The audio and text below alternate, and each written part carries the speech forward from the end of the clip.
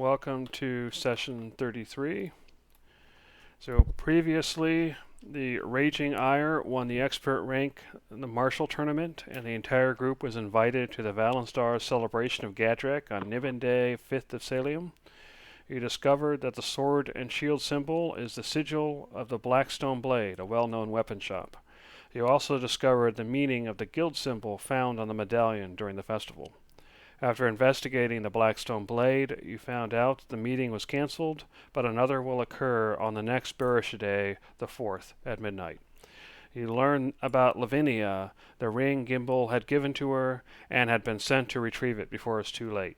You finally tracked it down, retrieving it from Farrelly, Dolores' new girlfriend.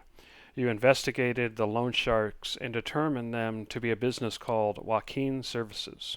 While investigating the site of Lavinia's mugging, Ragu himself was attacked, and managed to survive, though just barely. You discovered the location of Waukeen Services' main base of operations, a rundown shop not too far away. Meanwhile, you continue to investigate the blue sand dealers and track them back to the Full Barrow.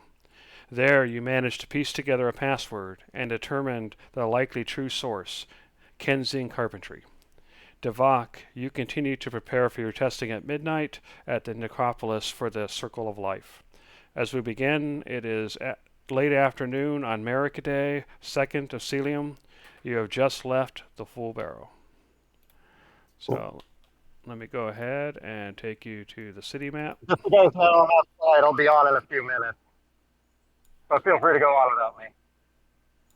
Okay. All right. So you've just left the Full Barrow. It is late afternoon.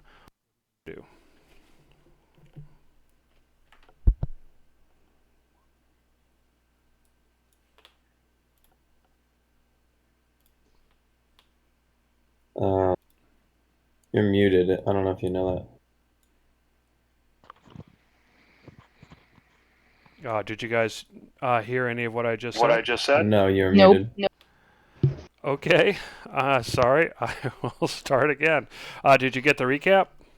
Yeah. Yeah. And that you just left the Full Barrow? Yes. Yeah. Yes. That's what I saw. Okay. I was under the impression we last left off at the apartments at 8 o'clock. Did I miss a part here?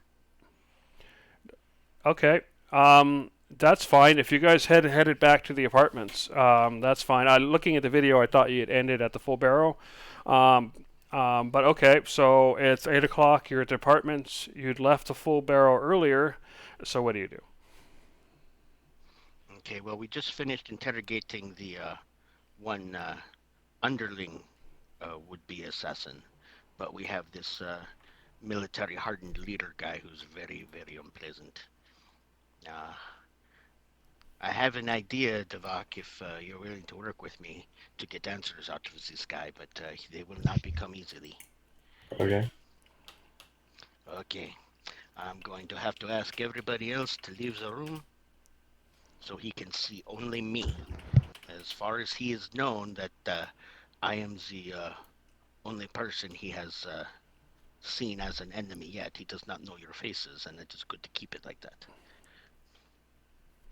Sure. Okay. I'll step outside. Okay. I'll just have Pico come with me to go move earth the dirt and get the barrel and get it back upstairs into the apartment. Pulling out the head bad guy there, all battle hardened, tough soldier. You definitely made it very clear he's a veteran. Okay, pull him out, get him tied up to a chair. Is he awake or is he still unconscious? He is unconscious at the moment. All right. Making sure everybody else is out of the room. I know if I ask you questions, you will not answer, and there is no point in torturing you. You are a strong veteran soldier. Well, let's get this over with. I come up behind him and firmly grab his head and use my big hand to cover his nose and mouth. And Okay. as I do that, I go ahead and say very quietly into his ear, I do not know if you can hear me, but you are a strong soldier, and I respect that. There is no point in torture or interrogation with you, so I will not insult both of us. This is a good warrior's death. Sorry, my friend. Until he stops squirming. Okay. As you do so, he does attempt to get free. So go ahead and give me a strength or athletics check with advantage. Coming right up. D20 plus.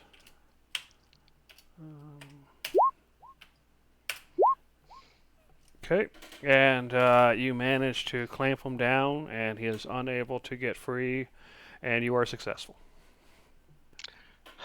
Okay. Thank you for making that quick, Jeremy. Okay. Once he stops squirming, I'm going to hold my hand there for another minute just to make sure. And then I'm going to. We're in my apartment, right? Yeah. I'm going to go ahead and drag him to a different room so that it looks like he's in a different place. And then go get the rest of the guys. Okay. Yeah, so All right, you get him. Yeah. All right, Devak, from what I am understanding of your spell, if I am present, he will still realize that I am an enemy, so I must now be going. But you can ask him, I think, 5 questions, and he will answer. Yeah. You want to give me those 5 questions you want me to ask him? Yeah, I was just thinking about that. We are.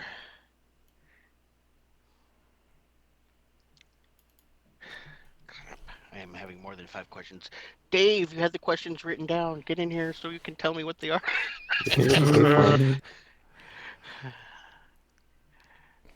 We should just wait for Dave then before we do that. Okay. Okay, so But yes, I that cannot be in the room. I will be leaving, so he cannot be seeing me because I am the enemy. so while Ragu is busy doing that, um, you can hear some commotion from inside the apartment. So what is everybody else doing in the meantime?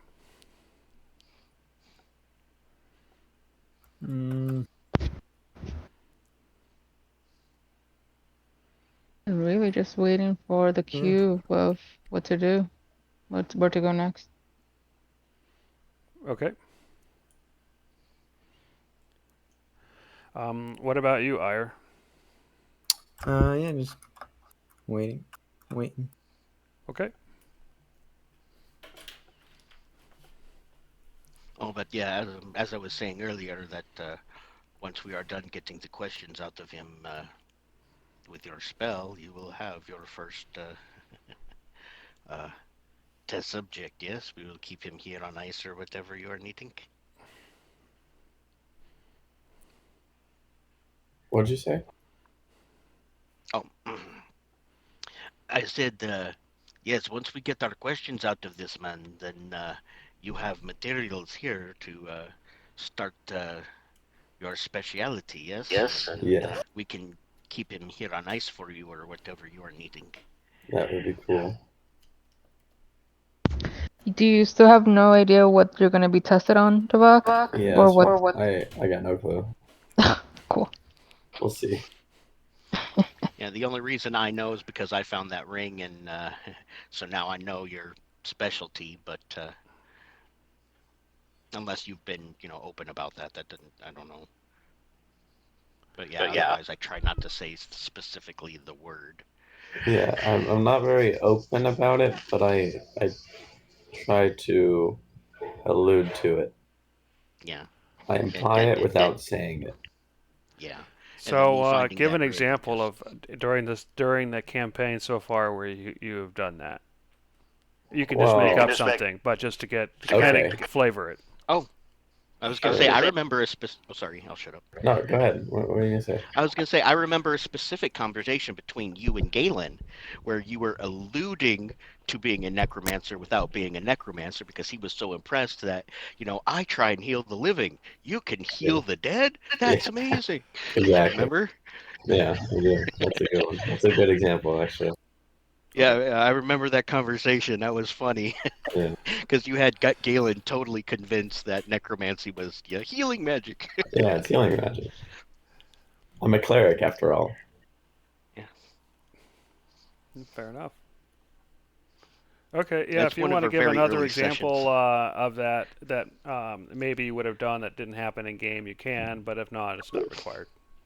Yeah, I'll think about it. My brain isn't really functioning very quickly right now, so Fair enough. Okay, you're not feeling all that great. no, How that goes. Sorry. it's okay. So here's what we can do is you guys can actually move on if you want. And what we can do is essentially do this questioning as kind of like a flashback or what have you. Yeah, that's Um, fine. so let's assume that you did do your questioning, and we'll get to the answers to those questions later. What would you have done next? Well, getting closer to midnight, if there was anything Devok needed before he went on his test, if he wanted us to go with him for his test, or if it was something he had to do alone, he needs to tell us. Pretty sure it's something I have to do alone, but I don't know Okay. what I would need.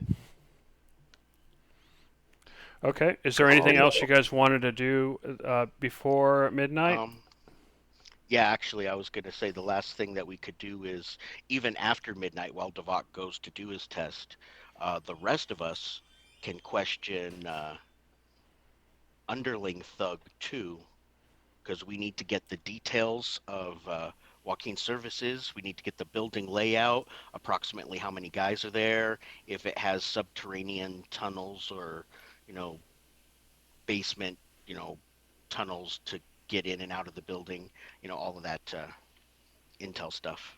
If everybody wants to help interrogate that guy for that, because he's been very talkative. Okay. Yeah, you guys can definitely do that now if you want. Okay. Well, I mean, I don't know. This is just my thought. I Go would ahead. rather let Devok's testing go first. At least put that in order and then do the integration after, just because Oh, yeah, I we know could there was treat a all of big that like a emphasis flashback. on, yeah, there was a big emphasis on Yeah. trying to push some stuff Okay. for his sake, and I would rather Yeah. help Yeah, Okay. good idea. that. Good So idea. in that case, what we'll go ahead and do is we'll skip forward to midnight. Then we can go back to you guys' interrogations, and then that'll be it for the day. Does that sound all right? Yeah. Sure. Okay. All right. So it is now near midnight then. Devok, what do you do? I had to meet them under a tree, right? Right. I'll go to that tree. Okay. So what I have done is I have actually put a little tiny object in the corner that everybody should be able to see. So can everybody see? Yep. Okay. So I thought it'd be cool if everybody can see what's going on. I cannot I see. see black. How Bottom about left. now? This one. No, I can see your ping, but I do not see all black.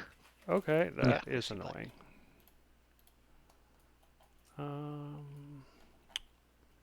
Why does nothing? Oh, and why does nothing just work? All right. All players see light, has sight. I can see. That is really weird. I don't understand why he could see, but not everybody else. I'll refresh just to be safe.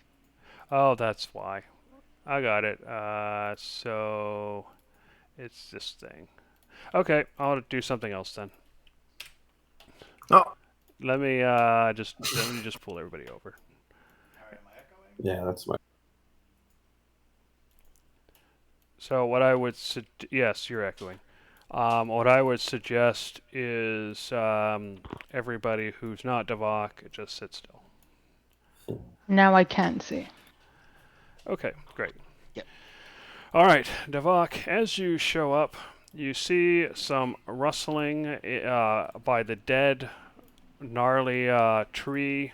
You can see that the tree, or the ground around the tree, the dirt turns a whitish color, and as you get a closer look, you can see little tiny bones kind of stacked around the base of the tree. And then a robed figure, steps forward, and he looks at you, and then he brings up his hand, and you can see the ring. What do you do? I do the same. And then he says, "Devok." Correct. Good. And then he walks up to you, and he hands you a blindfold, and no, sorry, he hands you a sack, and then he says, "Put this over your head." And I put it over my head. Once you do so, you feel a tingling, and you feel that your connection with the weave has been severely weakened. And you cannot, not only can you not see around you, but you're having trouble even sensing your environment. And as the figure grasps your arm to lead the way, you can feel his touch, but just barely.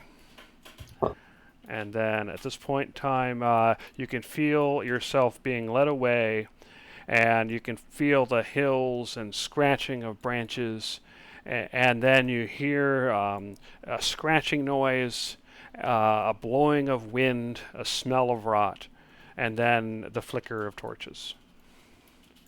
And you find yourself inside, as the sack is pulled away, you find yourself inside of a underground crypt, and you can see the magic symbols burnt into the ground. You can see sarcophagi lining the room, statues of winged creatures, and large pillars that block the light. Oh. And at this point in time, the figure who led the way, I'm going to go ahead and take the rest of the group and kind of put them in the corner. The figure that led the way then steps aside, and he says, "Welcome, Devok. Thank you. Today is the day of your testing, to become a true member of the Circle of Life. In order to pass these tests, you must do several things. First, we will provide you with a corpse, and you must be able to raise it. Second, several undead will rise and rise forth and attack you. You will be required to put them down. Can you defend yourself? Yes. And third, you must remember and repeat the credo. Life and death, a circle never ending. We embrace death as we embrace life, for they are one." Go ahead and put that in the chat. Okay, cool. And then he says, for the first part, and then he leads you over to a sarcophagus in the corner, and he says, "In there is a skeleton. Raise it from the dead." Okay, I cast Animate Dead. Okay, you do so, and you now have a skeleton that has raised from the dead and is now yours. Let me go ahead and show it. And I'm going to go ahead and change its name to Devok Skeleton 1. Cool. And then he says, "We will now put aside your skeleton, for you must take on the undead by your own merits alone." And so the skeleton kind of goes off the corner. How many undead are we talking? We will all step aside, and it is up to you to survive. Step into the center of the room. Okay. Is this the center? Close enough. As you do so, you see this 3 sarcophagi. You see the lids slide open, and undead step forth. And at this point in time, Roll initiative. Oh boy. Okay. Okay. That could have gone a lot worse for me. Okay, so we are now at the beginning of round 1, and you see the skeletons ambling towards you. You see that they are equipped with basic short swords and and tattered armor. What do you do? Okay, first thing I do is move back a bit. And I cast this as a bonus action. Okay. You make a melee attack against a creature within 5 feet of the shadowy hand. Okay, so which creature are you going to attack? Skeleton 1. Right here? Yeah. Okay, great. Go ahead and make your attack roll. What am I rolling again? It's okay, it's 1d20 plus my spell attack bonus, right? Yeah. 18. Okay, that is a hit. So it takes 8 points of damage, and then what else? My On cast hit, spell. the target takes 1d12. Okay, and you finish it off. So your spell appears, smashes the skeleton into pieces. So what do you do? I tried to cast Eldritch Blast, but I rolled a 2 and then a 1, so Okay, so yeah, those hit the ground nearby. I move back again. Fair enough. So 6. 1, 2, 3, 4, 5, 6. Skeleton 4 runs up, and you can hear the scratching of its bones on the stone floor as it swings its short sword at your head. And But this- with a 12, it fails to make contact as you dodge out of the way. And then skeleton number 2 runs to attack, does not quite reach you, but it as it was running, it was pulling out its short bow and fires. But unfortunately, with an 8, you hear a yelp from behind you as one of the robed figures jumps out of the way of the arrow, but it fails to hit. At the beginning of round 2, Devok, what do you do? I'll go ahead and stab the skeleton in front. Actually, yeah, I'll stab the skeleton in front of me with my spear Okay, you hit. for 6 damage, All right, he takes 6 damage, but he's still standing. and then I'll use the spell I casted earlier, the Grimlore's Shadow Grasp thing. Yeah. I'll move it to skeleton 4 and then attack with it. Okay, go ahead and roll.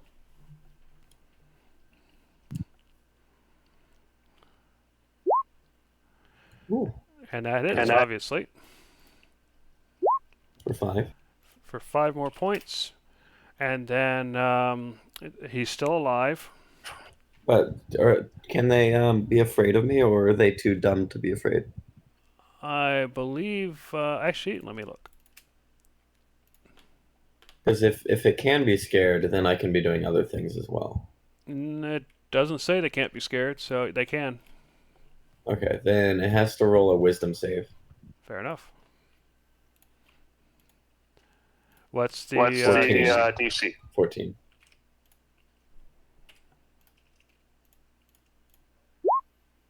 It makes it. And the other one should have also rolled that, but the other one's dead, so. Yeah. Then I think that's my turn. Okay. Yeah, that's my turn. All right, so skeleton 4, for a moment, it looked like it was going to turn away, but instead, it savagely strikes at you with this blade. And with a 20, I believe that is a hit. That is a hit. It is a hit. So you take 7 piercing damage as the rusty blade pierces your skin. And the second skeleton moves forward and also attempts to stab you in the side, but fails miserably as you dodge out of the way. At the beginning of round 3, Devok, what do you do? The skeleton in front of you is almost vanquished. I'll have my Shadow Grasp hit that one again. Okay. And you hit. Barely. For 2 damage. And you blow it apart. Okay, good. And I know I'm risking opportunity attack, but that's fine. I move. Okay, let me go ahead and take the opportunity attack. With the 7, it fails. And then I shoot it with an Eldritch Blast. 2 of them, in fact. And they both hit. 10 plus 8. That is enough to take it out. 13, So I'm going to go ahead and end combat. The skeletons are blown apart. And then as that happens, the figure who led you in steps forward and he says, "Well done, Devok. I knew you had the look of someone who could handle themselves in a fight. Now finally, repeat the credo."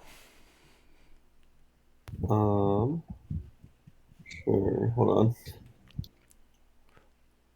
Life and death, a circle never ending. We embrace death as we embrace life, for they are one. Excellent, Devok. Welcome as a new member of the Circle of Life. Tomorrow at midnight we will gather the brothers and have a ceremony, and there you will gain your new power. Cool. But in the meantime, you are welcome to use the skeleton that you raised. Although unfortunately I cannot give you free access to the necropolis until you have gone through the ceremony. That's okay. So tomorrow night at midnight, come back to the same tree. You'll be led here. And after the ceremony, you will be shown the way and given full access. But remember, this place is for us and us alone. The secret must be kept at all costs. Sounds good. And then after that, they lead you out, and you find yourself back at the same tree. And then I go back to everyone else. All right. So I leave. I have an idea. Should I? They tell you can leave the skeleton there, and you can pick it up tomorrow at midnight. You can take it with you, or yeah, those are basically your options at the moment. Well, I'm thinking about disguising it and bringing it and just confusing everyone. So say that one more time. I'm thinking of disguising it and bringing it with me to confuse everyone. Okay, how are you going to disguise it? And Don't disguise know. it as what? Good question. Never mind. I changed my mind. I don't have the ability to do that. So I'll leave it outside. You can just chill there. Okay, so you're going to leave it outside the city? Yeah. Okay, fair enough. Yeah, and it'll just wait for you forever, and I'm assuming you put it off into the forest or something where it's out of sight. Yeah. And yeah, so it'll just stand there forever. Cool. All right, you come back to the room, and in the meantime, we're going to go ahead and go back in time to during the day. You were going to interrogate your 2 prisoners, so you guys can do that. Go ahead, Devok. Is Dave here? Yes. Okay. I need those 5 questions. 5 questions. Yeah, we had a bunch of questions that we were going to ask the expert Thug 3 boss guy with Speak with Dead, but I didn't write them down. I thought you did. I don't remember writing down any questions, and I thought we were still fairly abstract in that case, but... Well, we can go ahead and question the underling first and get what we can out of the building layout and how many people. Well, we could ask where inside the building is Renfro.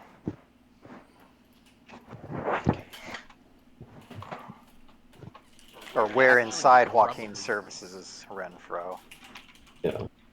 You can probably be present helping Devok with that. I'm the one that has to be outside. Yeah. Actually, yeah. I'll just cast the spell and then you can do the talking.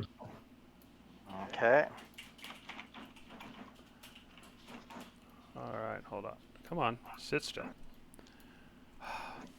Sorry, I'm having some technical difficulties with this thing. All right.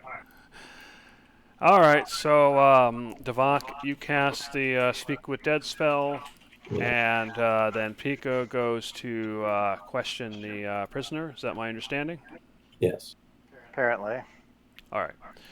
All right, so Pico, you see the spirit of the thug that was killed earlier today, and or sorry, you see the body of the thug that was killed earlier today. So what do you do?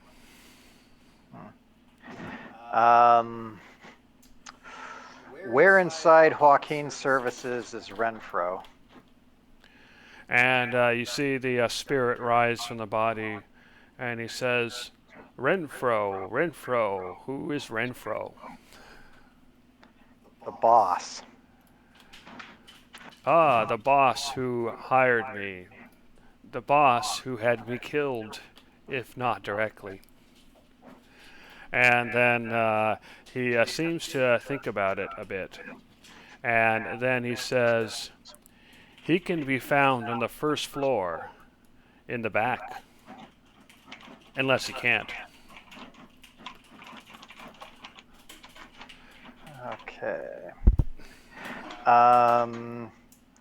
Guess my second question then is how many people are inside Waukeen Services?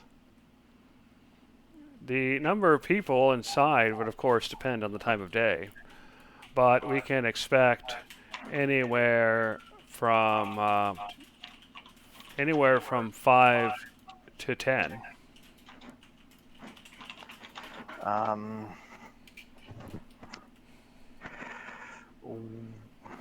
where are any secret entrances into Waukeen Services?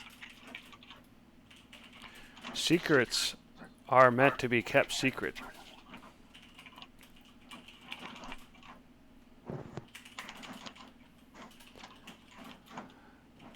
It doesn't seem like he means to say more.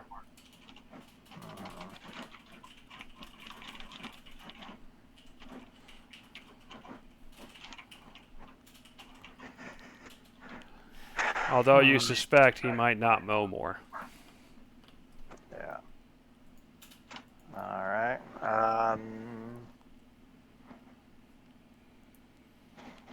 What kind of traps are inside, or yeah, what kinds of traps are inside Waukeen Services?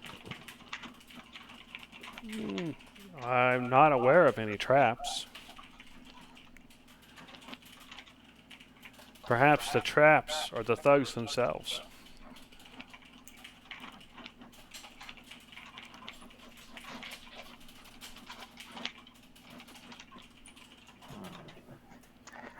Um, Is there any way to ask a question about Renfro's capabilities? What is either his weaknesses or his strengths? that's actually a good point. Although I wonder if we should maybe make that question a bit more broad in the sense of, actually, no, I guess Renfro would probably be the most dangerous one out of the bunch, although there's always a possibility there could be somebody else whose abilities we might want to know about.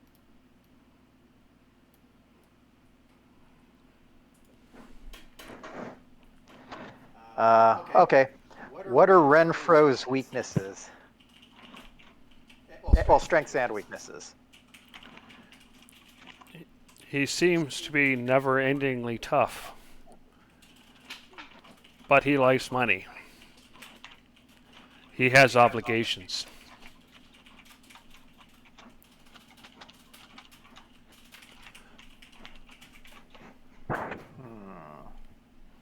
And at that point in time, the spirit vanishes.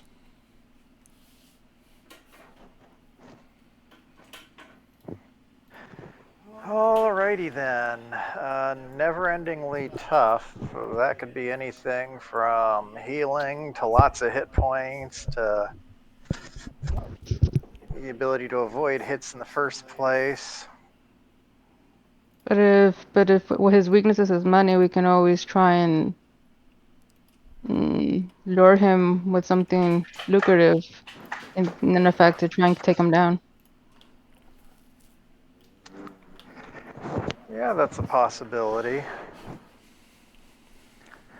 Um, let's see. 5 to 10. Well, if we assume worst case scenario 10 people, which might be the case because these people are probably more likely to operate at night,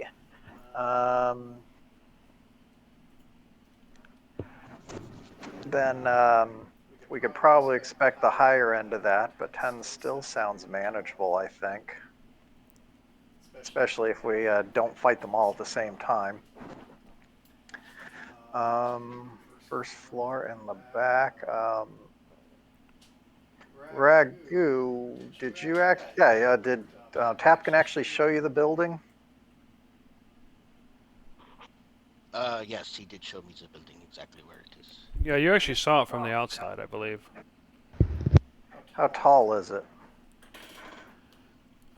It is. Let me double check. It is 2 stories. All right.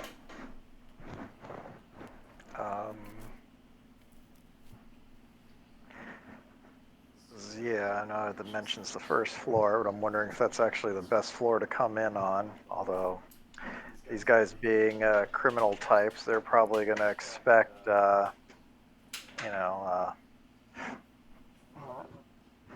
people using alternative methods.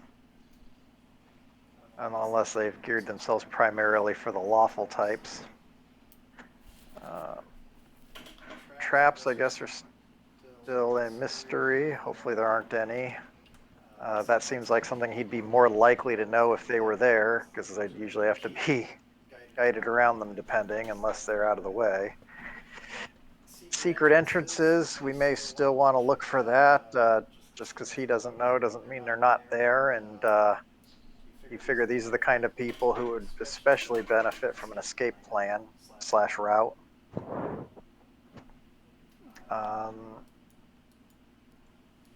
So, anybody got any thoughts on this? Okay, we can still take the second underling, the one who has been more cooperative, and he can give us more details onto the floor plan of the building. That's a good point. I guess I wouldn't have been there for it. Did you? No, we wound up postponing that. This is all flashback so that Devon could do his test and you could get in. Well, no, there's a problem is you can't kill the guy in front of him in the future if you already did that part. Yeah, Expert Thug 3 is already dead. I think I So screwed up your thing, Dave. So Expert Thug 2 did not see that? I'm assuming that you guys had him knocked out, so he wouldn't have been there to see that, no. I mean, he'd be there to see it, but he wouldn't have actually seen it.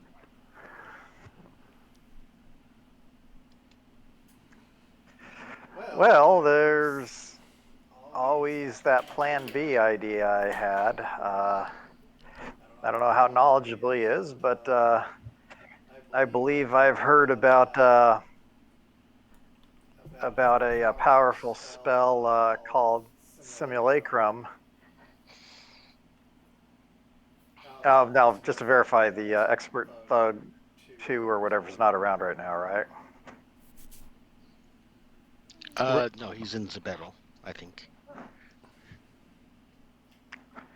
Well, if we give him a sneak taste of a simulacrum being made and make sure he's aware of how unfortunate he is to not be getting turned into one himself, and that there are people more powerful than us involved, that he may want to be very careful around us and inclined to cooperate.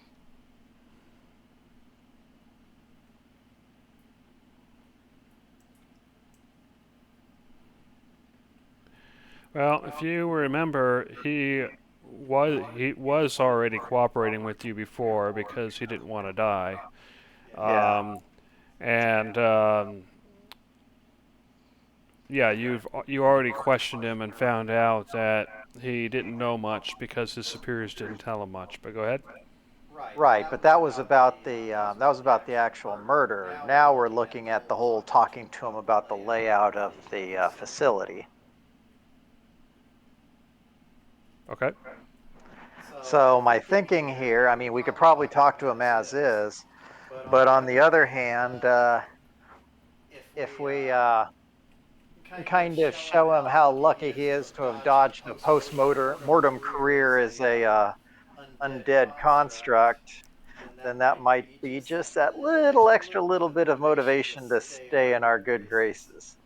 Especially if it's hinted that there could be some sort of soul binding involved if should he cross our employer.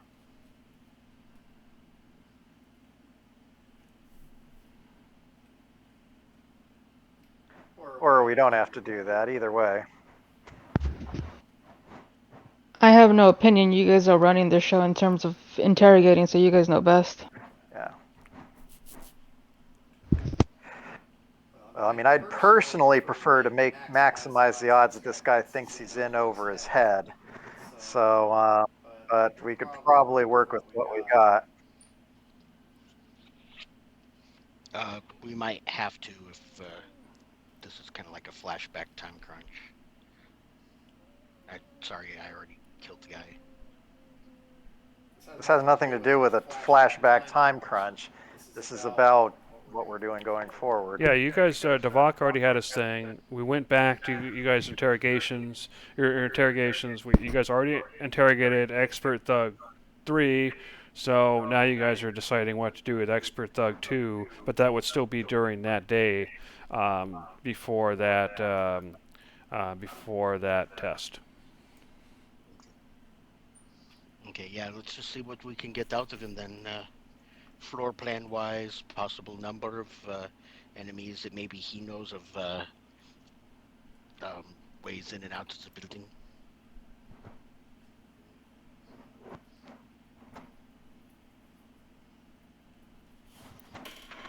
In a way, we can go ahead and do what you wanted with the intimidation. Just leave the Expert Thug 3 tied to the chair there while we bring Expert Thug 2 out, and he can just look and see what's going on.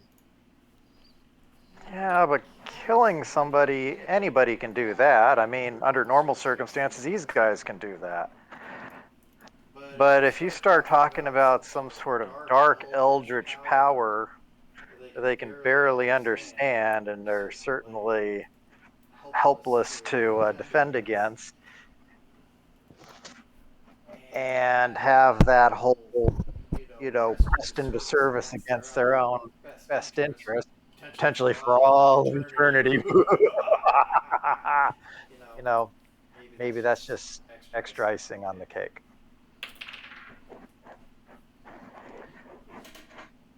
But if you want to interrogate them, go ahead.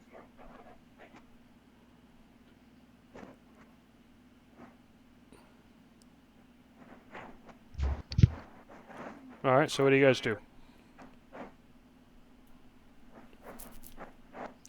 Tell you what, while you decide, I'm going to go to Tapkin's shop and I'm going to look for some red sequins. Okay, you gotta go to. Okay. So you go to his shop and you're doing what? I'm looking to see if he has like a little jar of red sequins. I Sure. think we should go together in case there's bad guys there.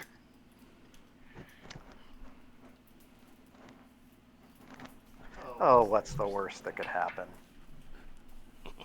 I think you have seen that on my face.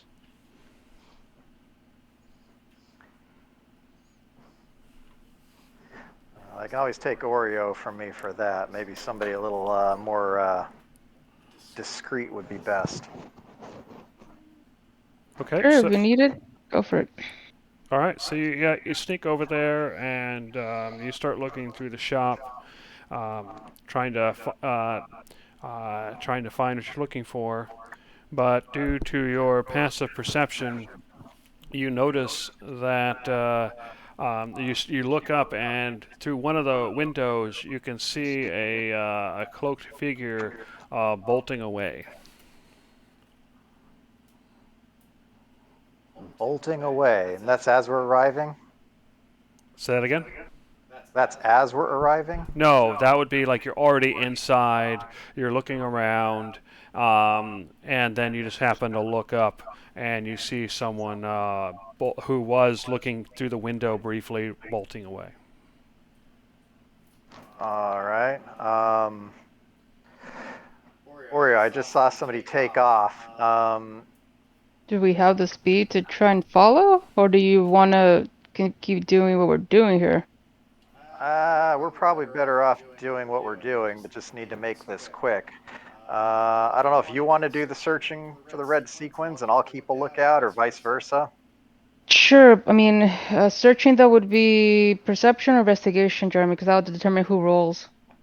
Investigation would be kind of like physically searching or kind of methodically searching, kind of just looking around, looking under things or whatever. Would be perception. So they're either one's fine. It depends on where it's hidden, I guess. What's your investigation, Dave? Oh, I'm terrible at that. I'm fairly observant, though. Investigation is 0, although I do get advantage because of my eyes, my new seeing. My perception is 6. So My do perception is 8. so do me a favor. I'm having trouble hearing what you're actually looking for. I think I misheard it. So could you type it in the chat for me? Red sequins. But I can go ahead and try and type it. You know those little shiny looking things you see on garments? Okay. And That's kind of what I thought at first, but then I thought I heard something else, so I was just double checking. Thank you. okay. And yeah, and given that's the sort of thing you would need a lot of to really have coverage, I expect that to not be tiny quantities, so it should be easy to, yeah, not a super tiny object, and it's going to be very bright and colorful. Using that logic, it makes sense to use perception then. I'll use perception in this case, and if you're helping me, I'll do it at advantage. Okay. Yeah, I'll go ahead and help. And hey, allow me to offer some expert guidance. It's actually not needed. A 25 is plenty. You definitely find that they have that he had lots of that material, so you guys have as much as you want to have. There you go. Perfect. We'll take that, lock the shop up, and get the hell out of here. And both keep out on the lookout for any thugs. Might take a circuitous route back just in case. Actually, well, can we do a quick circle around the shop, and can I see if I can track where that individual might have been before they bounced off from by the window? Okay. You can. It's the marketplace district, so there's going to be a lot of people walking around, so it'll be a difficult roll, but it's possible. So go ahead and give me a survival check. Okay. Okay, yeah, you are able to track him. He apparently was circling around the building himself at one point. You can kind of track him around, and it looks like he was stopping at the various different windows and doorways. And it looks like once he got to one of the front windows where you saw him, he took off. And it's hard to tell because there's multiple turns, but he is definitely heading to somewhere else within the marketplace district. Okay, just taking that note, and we'll head back. All right. Okay, so you were gone for 1, 2, 3, 4, 5, 6, 7, 8.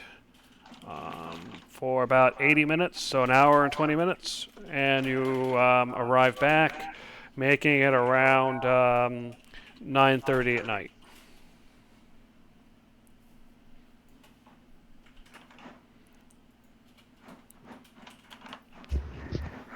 All right. Now let's see. One other thing here. Prestidigitation.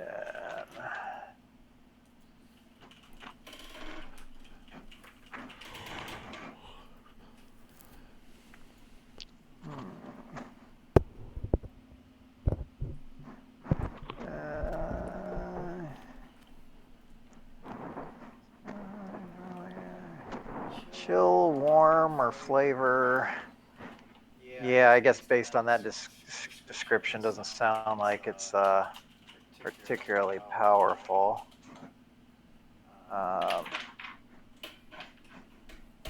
Is there anywhere in Mavin where we could get a fair bit of ice? Ice. I think they would have. Yeah, I think there would be some sort of areas where they harvest that. And they do have some ages. So you probably could in the Noble district, probably. And perhaps you can probably acquire some ice in the Imperial Fine shops. Um, yeah, sure. Let's check out that real quick, see what our options are. Okay, so you probably already know where to find this stuff, I imagine. So there's basically different shops that would cater to higher end dining requirements. And somewhere there you might have ice. So you find a fine dining supplies establishment. So what do you do? Hello. We're interested in some ice for an ice sculpture, kind of life size. Do you happen to have enough ice for that? Well, we got a fresh supply from one of the mages earlier today, but it's pretty pricey. I got to tell you. For a life-size figure, that would probably run you around 60 silvers. That sounds fine. Okay. Well, the other thing he opens his a book and he says, honestly, I'd like to keep track of my patrons. This is we usually cater to the nobility and high class merchants. We typically don't. Yeah, we like to keep a more personal relationship with our clientele when possible. So, can I have your names and or your name and where you're staying in the city?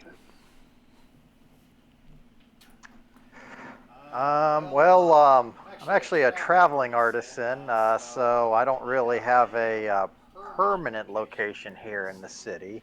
However, I am staying at um, a local inn. Oh, I see. So you do you own a merchant company? You could say that. I mean, well, back east I do, but yeah, I've recently decided to travel the world, and you never know where you might find inspiration, and that just happens to lead me to Mavin this particular week. So he reaches his hand out. It's a medium build. It's roughly 5'10" human, and you can see he's fairly tan and fit. And he reaches his hand out, and he says, "The name is Sir. What is your name, sir?" Boom, boom of the thunderstorm. Boom, huh? And he comes back and he writes the name in his book. And just out of curiosity, you don't have to tell me this if you don't want, but what sort of sculptor are you planning on making, and for what event? Um, I recently, came into the company of some fellow travelers. Apparently, some fairly wealthy merchants that have recently passed through, or traveled this direction rather recently. They wanted to have a little small private event, and we were actually traveling at the same time towards this location. And I had offered to provide a sculpture for their little event. Interesting.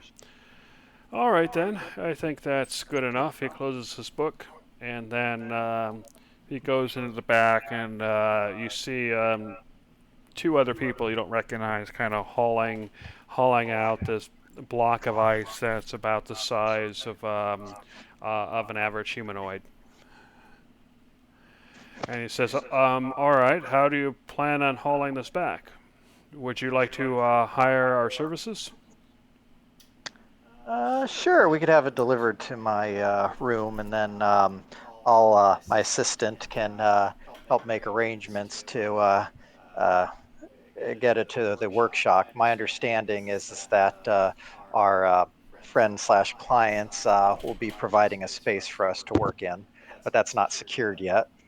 All right. So that would be 10 silvers to have the ice delivered. All right, you have a deal.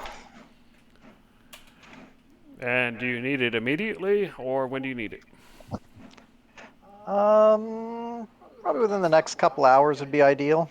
Well, we should do it now since we're closing up shop any time now. You caught us right before closing. All right, yep, in that case, sooner works.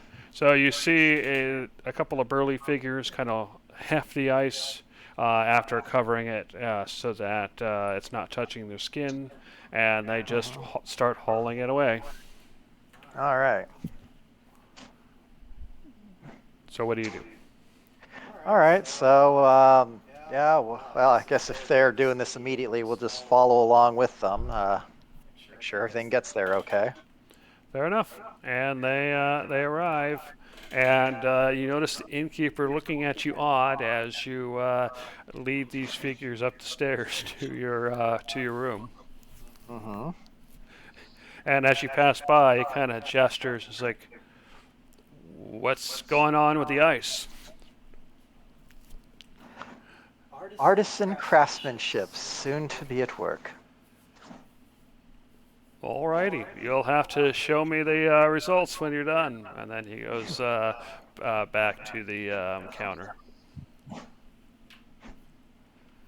All right, so they deliver it and then they leave. You now have a large chunk of ice in your apartment. All right. It is about 10 o'clock at night now. Okay. So we'll probably give it a bit of time. We'll need to go ahead and get it to our quote unquote workshop.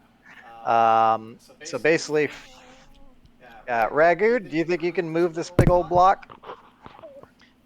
Yes, I can. All right. So this is going to be our new little friend here, patting the block. And here are my powdered rubies, shaking the little container of red sequins. I'm under the impression now that these are all supposed to be make-believe ingredients for this so-called spell you're talking about. Yes, so a simulacrum is a rather powerful and very rare spell. Essentially, you can form snow or basically any sort of frozen water into the form of essentially a construct that will be used to create a duplicate of the target. Of course, I have absolutely no ability whatsoever to do that myself, but our captive doesn't need to know that. So that requires some ruby powder. It also requires, well, enough ice to actually make the construct, and maybe a little touch of magic here and there to go ahead and look like our hapless victim. This may be a waste of time, but it's a fun waste of time. Okay, so you have your ice, you have your red sequins. So what do you do? All right. So we'll probably also want to bring oh, no, we already had a chair with us, right? So, okay. So, okay, let's go ahead and go to our workshop. So have Ragu grab the ice, and we'll go ahead and go to the where we have the captive stored. Okay.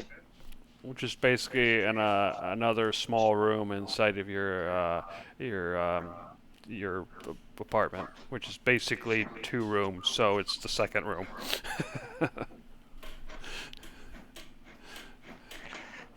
All right.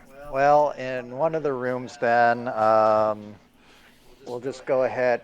Well, so the captive's in one. We'll have it in the other one. Want to arrange it so that the captive can get some glimpses of what's going on, but not very good view. Um, Okay, so I assume you guys took him out of the barrel and woke him up.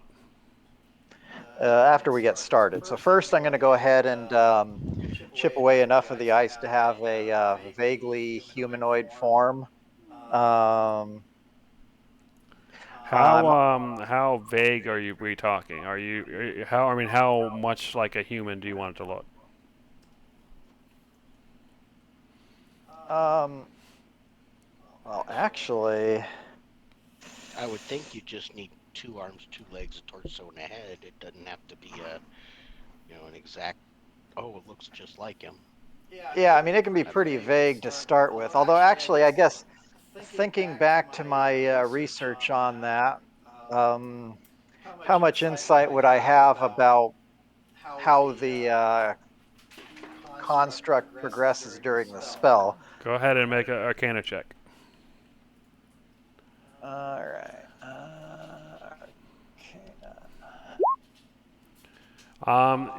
You have a middling idea. You know, it's Hold kind of on. like the 17. Okay, you got a decent idea. So you know the general order of the steps, and a vague idea, like somebody who might have watched it happening but didn't know any of the technicalities or details. Okay. Well, based on that, would I have an idea of how faithful the thing would be at any particular stage in the process? Yeah, I'd say a pretty good idea. All right. And does this actually involve any actual manual craftsmanship, or is this thing taking form because of the spell specifically? I believe you probably would have some manual craftsmanship because you'd want to shape it um, to help the spell along. You essentially get close to your target, but you probably wouldn't need that to be true throughout the process. It's probably one of those things where you're shaping it as you're casting, so over the whole 12-hour period. Okay. So here's the idea, Bing. So we'll get this into a kind of a raw shaped state first. We'll wake our thug up so that we can. I mean, I think we should give him a meal at least. It's probably been a while since he's eaten. Um, and then Ragu, if you'd like to tell him about this little bit about the simulacrum, and because he doesn't know his friend is dead yet, so we're going to leave that little detail out. In fact, actually, having him strap the chair in the other room hunched over where you can't tell he's dead would be handy. Okay. So basically, yeah, you can either, yeah, because you could talk to him, and because I could like open the door and be like, oh, I need, or maybe I'll pop out the door, rummage through something, and then go back in. So he'll get a little bit of a glimpse, but not much. Okay, and you want me to explain the spell to him, or be asking him about the building and strategic things? What Maybe, exactly do I need to try and set up? maybe both. Um, actually, no. How about this? Um, so we'll wake him up so we can get him fed, and then I'll tell you that I'm ready to start creating the simulacrum.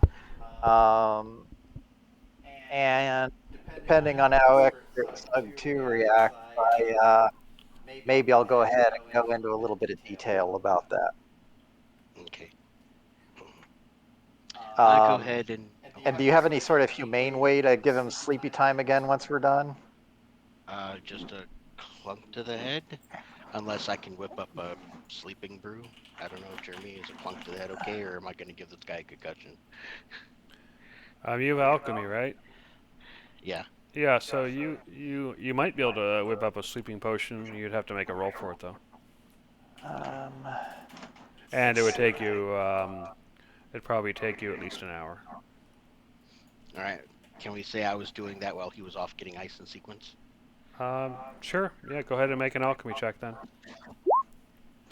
All right. Yeah, you're able to make a sleeping potion. I mean, it's basically like one of those modern pills you might take to help you go to sleep, but extra strength version. So he's gonna, it'll have the effect, but it won't be like a magical, like he just instantly conks out or something. It'll be kind of like he's just really tired, and then after a couple of minutes falls asleep, kind of thing. Okay, so it's not like a chloroform over his Yeah. mouth or nothing. Okay. All right. Well, this is the best I got, unless you want me to thump him on the head again. That should work. I could swear there's some sort of spell that might handle that, but can't think what it is offhand. Yeah, I do not believe I am having that spell. Because yeah, what is? Oh, actually, I think it's called Feign Death.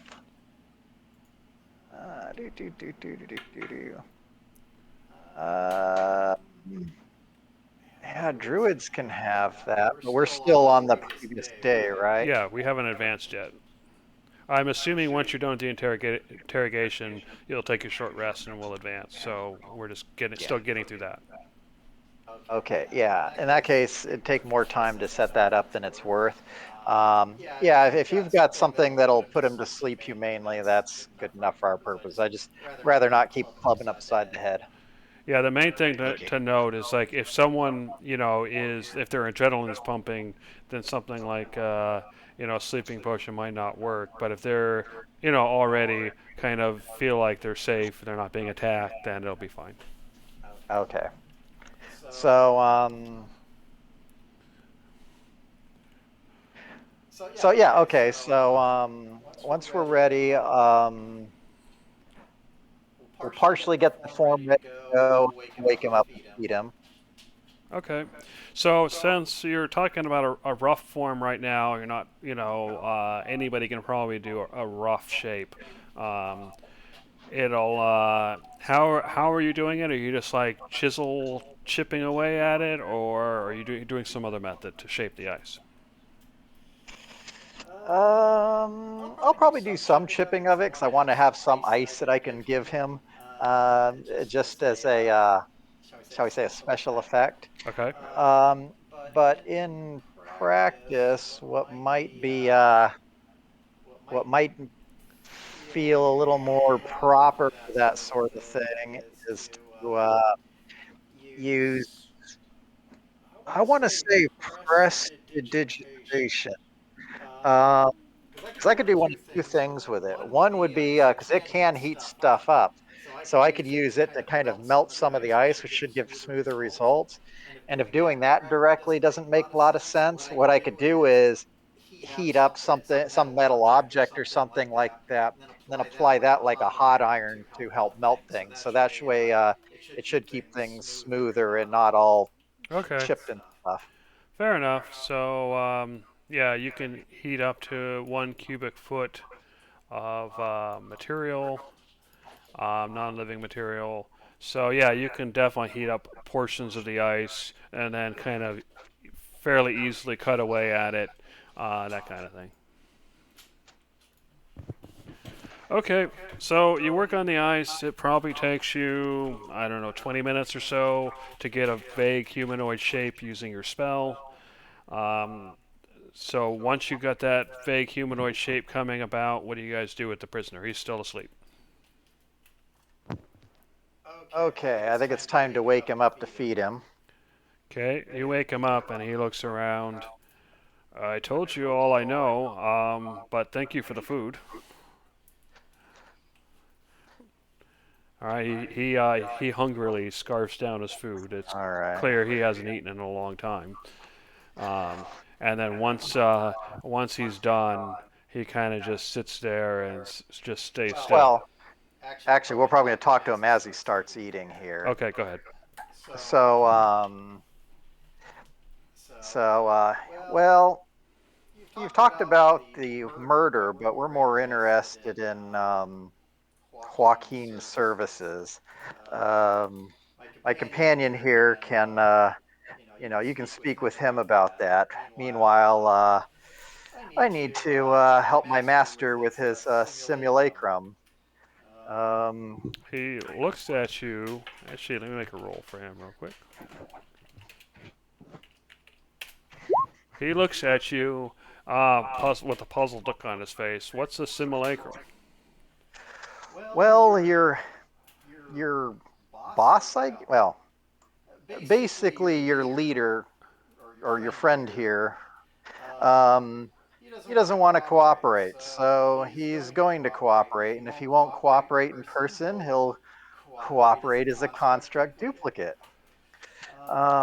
Simulacrum is an amazing spell that I've had the privilege to be seen in action only a handful of times.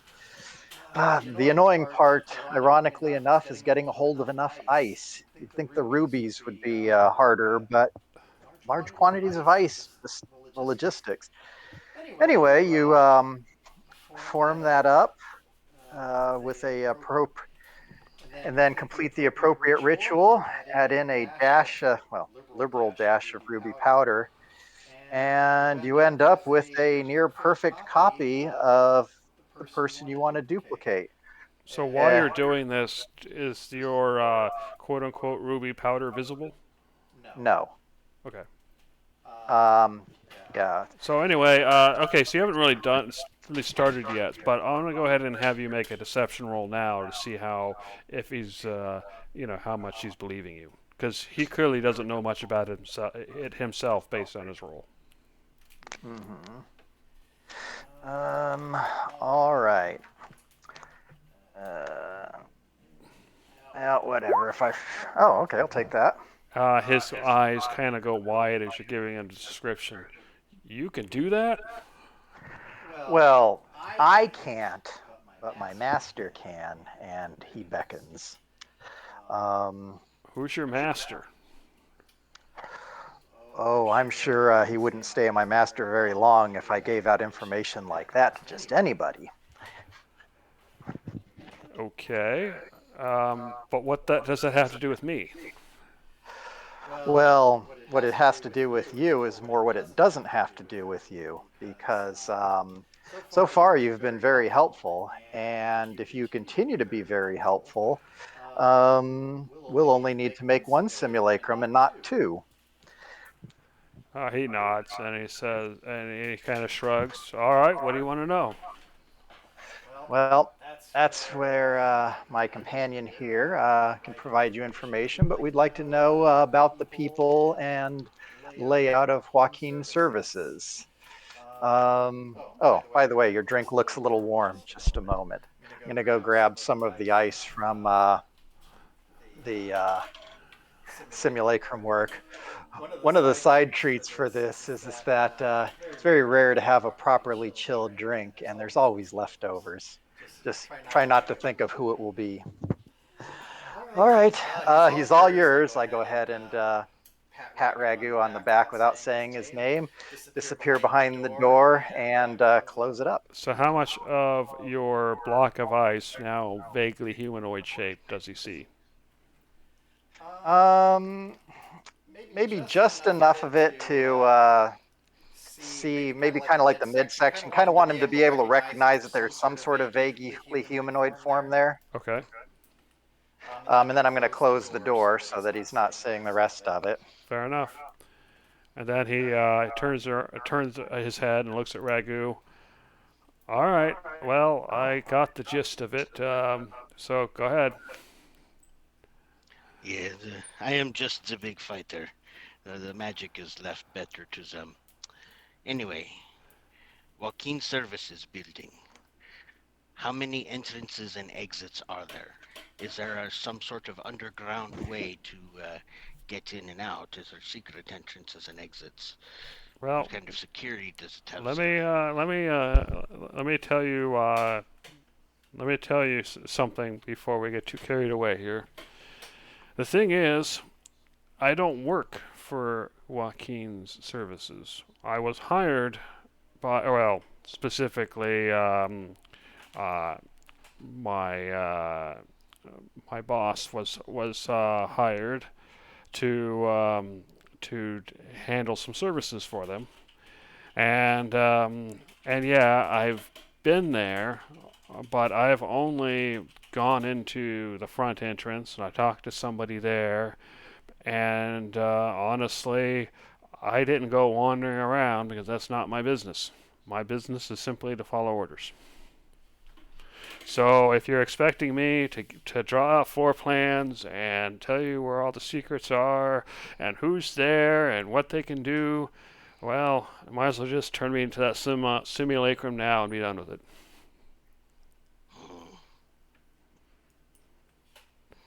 All right. I think I'm gonna head out now. Okay. Good night, guys. Good night. Feel Oh, better, actually, man. one Feeling quick better. question before you go. Yeah. Do you have the ability to cast another animate dead, or did you already do that? Because we should be able to give you a zombie using the leader thug. I think I can do one more. All right, so that way you'll have a spare, and hey, and he'll already be in city limits, and Yeah. I could use him to help make this thing more convincing. For sure. Anyway, yeah, just mark off the spell point or spell slot before you go, and then we can deal with the rest of it later. Okay. Oh, good night then. Good night. Take care, Have a good man. night. Yep. Goodbye. Good night. Hope you're feeling better. All right, back to you, Regu. What'd you do? Oh yeah, what was I gonna do? Crap. It's like, well, you can at least tell me what you know about the places you were in there. Yeah, I can tell you what little I do know. It's an old shop. My vague understanding, at least thought I heard somebody say something along these lines, is that it's between owners, shall we say. Apparently, the new owners, it went abandoned, and then the city sold it to somebody, I don't know who. But unfortunately, those people weren't ready to move in for like a month or something like that. Or at least that's what I heard. And so Waukeen Services has basically been squatting. Okay. And once the new owners come in, they'll probably leave. But my guess is they're trying to make arrangements so they have somewhere else to go. They just keep hiding and moving from place to place. Okay. Um, how many men do you remember seeing? Is it like quite a few formidable soldiers, or just a few men, a smaller operation? It's relatively small, less than a dozen, um, Okay. but fewer than that at any given time, as far as I can tell. As far they're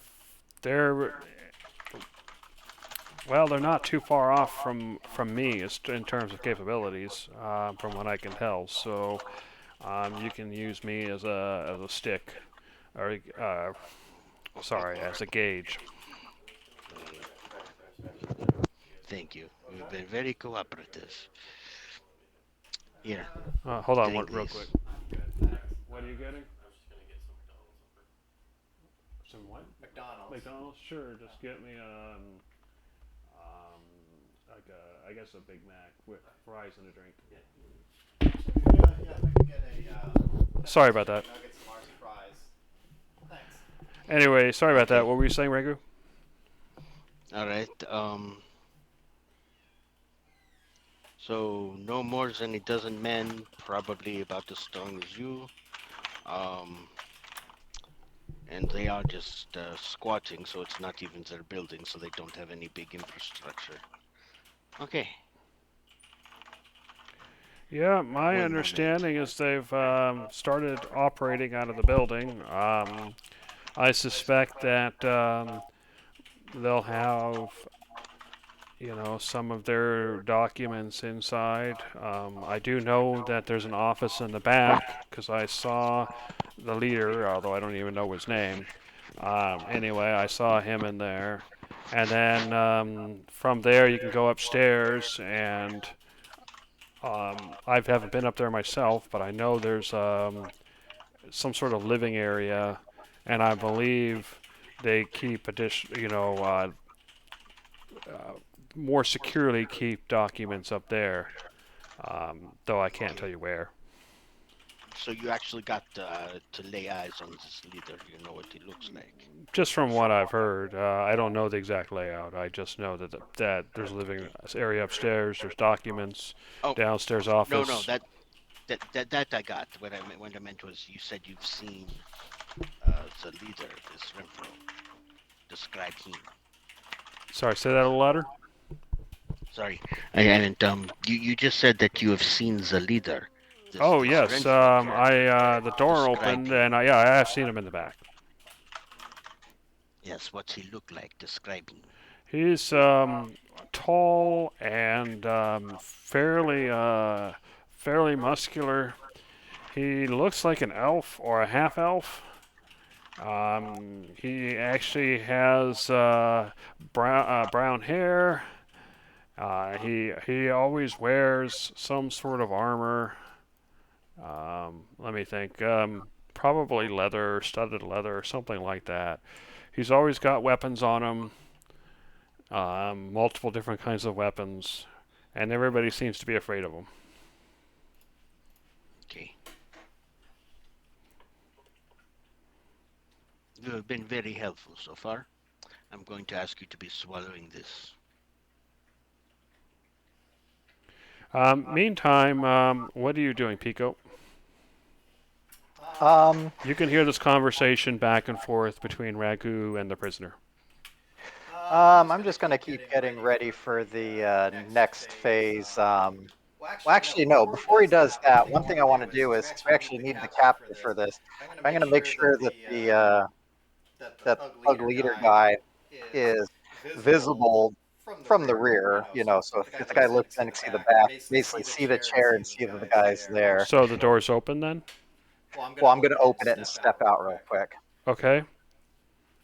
So yeah, I'll open it, come through and then close it, and and I'll leave the door open just long enough to let him have a quick glimpse inside, and then close it, and then I'll let Ragu know that okay, the preparations are complete. We're ready to start the ritual shortly. We'll need your assistance here as soon as you're done here. All right. I do not think I can be getting more out of this boy. I was about to give him this tincture. So was he cooperative? Yes. Unfortunately, apparently he's a subcontractor hireling.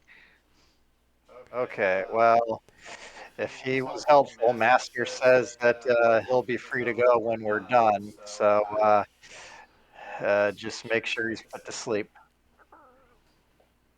Right. And I turn And then I'll again go and say, ahead and head back in the door. Okay. I turn and I'm going to be needing you to drink this every last drop. Yeah, he looks at it. He looks hesitant at first, then he shrugs, and then he just guzzles it. All right.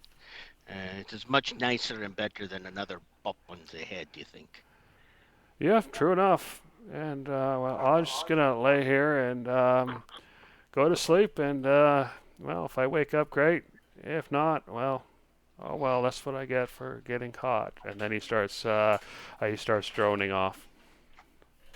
Okay. I'll make sure he's tied up and everything. And once he finally falls asleep, I'll put him back in his barrel. Okay, he is in the barrel. Okay. Oops. So what do you guys do next? Okay, well, at this point, let's see, this was evening, is it? Yeah. Um, that was a big block of ice. It should hold, well, actually, yeah, we can cover it whatever we need to help it. Actually, I'll periodically get up overnight and cast precipitation on various parts of it to help prevent it from warming up too much. But actually, we're in the fall weather, right? So it's yeah, month 11th, November. Yeah, So, it's like 46 degrees outside. okay, perfect. This thing is not going to melt anytime soon then. So So we'll just leave that there. So the idea being is in the morning, we'll go ahead and Well, before we get to the morning, is there anything anybody else is doing before you take a short rest? No, I don't. Ire? No. Okay, so everybody go ahead and do your short rest now. Okay. And you wake up on the third. It is another cool day, and it's completely clear outside. So what do you do? all right. So my thinking is we'll go eat breakfast, then we'll give our captive some breakfast, let him see the late stage of the ritual. So this will probably be the part where what do you call it? The ruby powder ends up getting involved. Uh, I think I'll use some prestidigitation to obscure that, since it's going to need to be a magically augmented ingredient anyway. Um, and then finally, at the end, well, actually, hold on. Based on my knowledge, when does the thing actually start looking like the whoever you're copying? Probably within the last hour. Okay. Um, but we're far enough along. It's probably going to be higher fidelity. Um, so what I'll probably end up doing is I'll use um, I'll use minor illusion to uh, to basically create a higher fidelity ice type form of the person. I'll just place it where the actual ice sculpture thing is. So in fact, actually, even if he sort of somehow saw through the illusion, he'd still see ice through it. Okay, Uh, so basically you're trying to look like you're finishing up this ritual. You have your rubies, which you're disguising with magic. You got your ice sculpture, which you're disguising with magic. And so what I'm going to have you do then is make a either a deception or a performance check. And I'm assuming, are you getting help as far as doing all this stuff? I'll Sure, I help where I can. can. Oh, Oh, you go go for it. ahead. Go ahead. I was gonna No, say I'm I've got. handling the prisoner. You can do that. Well, no, the only reason why I bring it up is because I did take Arcana as a proficiency from a couple nights ago, so I can help with that for these kinds of scenarios. Oh yeah, Awesome. that'll Awesome. work. Sure. So you and Oreo are working together. So go ahead and make either a deception or a performance check with advantage. Out of curiosity, how is your deception or performance? Mine, not good. Negatives. Oh, okay. All right. Well, I'll take the chance here, I guess.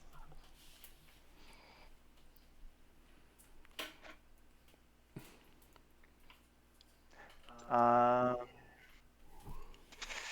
let's see, and we're dealing with deception or Yeah, performance. you pick which one you feel is more appropriate. All right. Well, they're 6 of one, half a dozen of the other. All right. Oh, and my guidance. Okay. Do, do. All right. So that's a 20, and so yeah, he's looking at it, and he seems suitably odd. As far as you can tell, he looks completely convinced. All right. So we'll go ahead and feed him his breakfast, and guess I'll have to have Ragu give him another tincture there to put him to sleep again. Okay. Okay. So yeah, he takes it. So he's asleep again. All right. That being the case, are we going to want to wait till tonight to deal with? I mean, yeah. Actually, that's what we should ask him. If he were planning a raid on that place, when does he think the best time to do it, or when is Renfro most likely to be there? Okay. I'll go ahead and ask. When is the boss most likely to be there? Are they a nocturnal business or daytime hours? He says, well, they keep staff on during the day because people come in with problems and they deal with them. At night, they don't get very much business because it's mostly local people. So there'll probably be less people around at night. The boss, as far as I can tell, he's around all the time. Okay, day or night does not matter. He's just always there. Uh, From what you just heard, is possibly less people at night. Okay. Yeah, less people at night, but the boss will still be there. We don't want to go there and the boss is at home right now. That means. Yeah, he tells you it's like, well, I think the boss lives there. Okay. Well, thank you all very right. much. Go ahead and convey that to Pico. Is like this kid thinks that likely the best time would be at night when there's fewer peoples, but the boss is always there. Okay, And they're that just sounds good. squatters. It's not even their building. All So I right. guess no burning it to the ground. So is there anything we need to do in the early part of the day? This might be more out of game, out of just so I can get a layout of this thing or understand this better. Uh, the things that we're investigating here are completely outside of the Nexus, completely like they have nothing that they No, would find a value of knowing about this. no, and not even the town guards would take much value because town guards have already been paid off not to investigate this. So there's absolutely no value in potentially alarming them if something were to happen around the neighborhood. What this is gonna happen, just as in case of a backup. Um, I suppose we could tell them, but they're probably not invested enough to bother showing up for backup.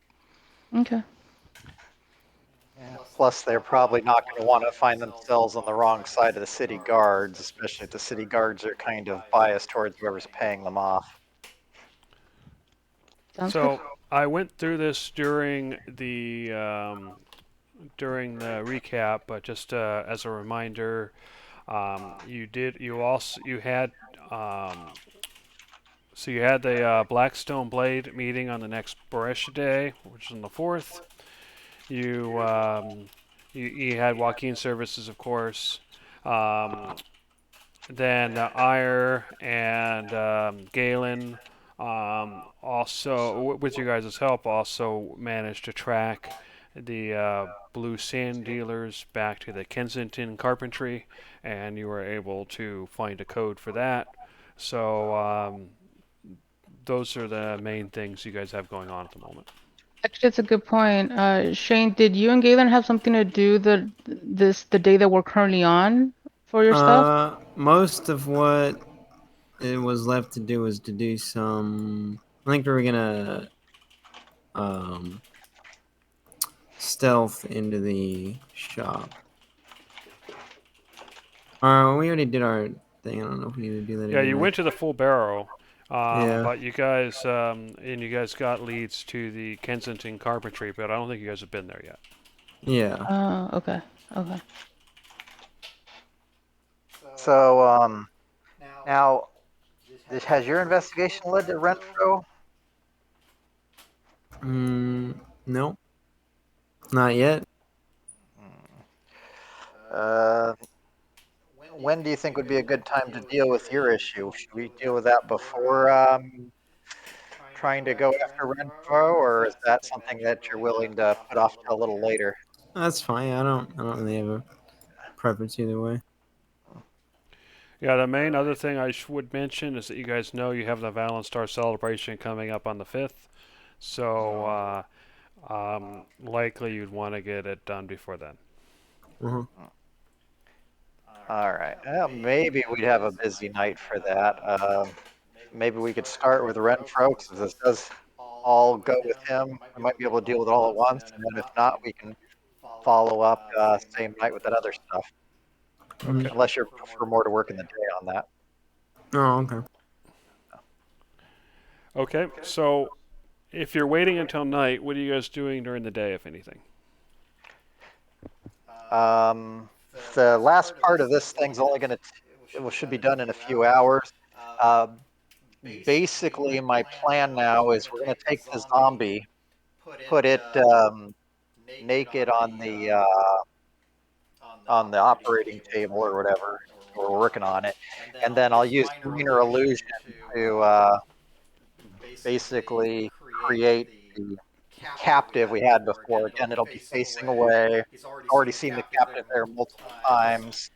And so the idea being is that we'll wake him up for lunch, and then at that point it's like, you know, it's complete, and I'll burst out the door all excited, and that'll be the time when he'll see the simulacrum set up.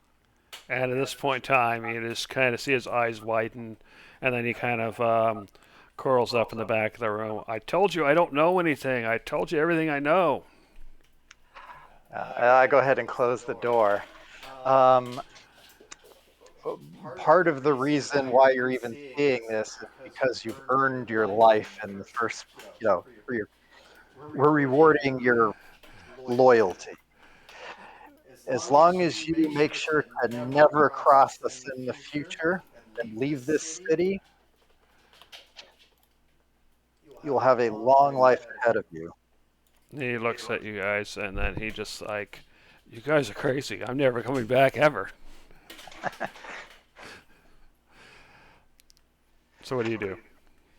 Well, so tomorrow you will have earned your freedom.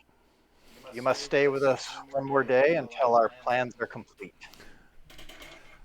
Okay. When Master says you can go, then you may go.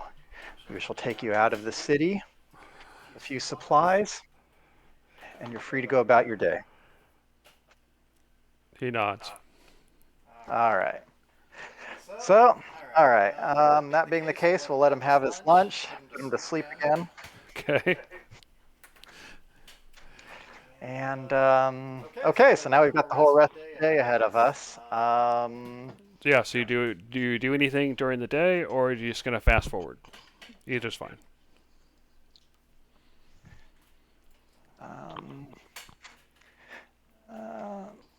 Let me verify one other thing, because I got a little bit carried away with all that. I just want to check real quick, see if there's a spell that I might want to put into place. Given what we're doing, we're going to be indoors. Call lightning's not going to be so great. I'm going to pick that. Okay. I'm just making sure I had a spell ready to go for today. All right, yeah. So do we want to go ahead and go to Waukeen Services tonight as our first stop? Sure. All right. Anybody else don't like that? No? Yeah. That's fine. No? Cool. All right. So okay. So you wait until nighttime, and you're heading there. But due to your passive perception, you notice that you are being followed. So let me go ahead and take you to a map. You will recognize the map, but just because I'm reusing it, so ignore that. I'm assuming everybody is here except for Devok. I can't see. I'm still putting on the map. Gotcha. Everybody's here except Devok and Galen. I'm there. I see Ori on the map. There's Ire and Ragu. Alrighty. All right. So what you notice is that you have been you're being followed on the roofs, but you just now notice, which given your high passive perception indicates that whoever is following you are experts. Let me go ahead and place them on the map. 1, 2, and 3. All right. So, yep. So you're moving down the street. You see. Oh, let me move them closer so you can see them. You see these cloaked figures that are following you on the roofs. So what do you do? And you said we all notice them? Well, I would say that Pico notices them, but Pico, do you do something to let everybody know, or do you just keep going as if nothing happened? Um, Unfortunately, his passive perception is only went high enough to notice, and just barely. Ragu, do you remember that performance from yesterday? Yes, I do. Uh, wouldn't you like to see an encore of that Eh, with the whole cast? at least we have the whole cast this time. I Mhm. kind of lift my arm and Char flies up to do kind of like little circles or loops around the area, which Okay, now so you I can notice very that clearly see. as soon as Char flies up, you notice that their posture changes. They seem to react immediately. My Roll. reaction at that moment is to take out both daggers, by the way. Fair enough. Roll initiative.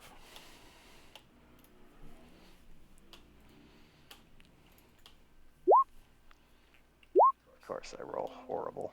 All right. Is that everybody? Should One, I? 2, 3, 4. I don't see Ire. Yeah, I yeah, you go rolled Yeah, first. Ire there with a I 15. Go ahead and re-roll. I don't know why it didn't take you, and then I'll just change it to yours 15. There you go.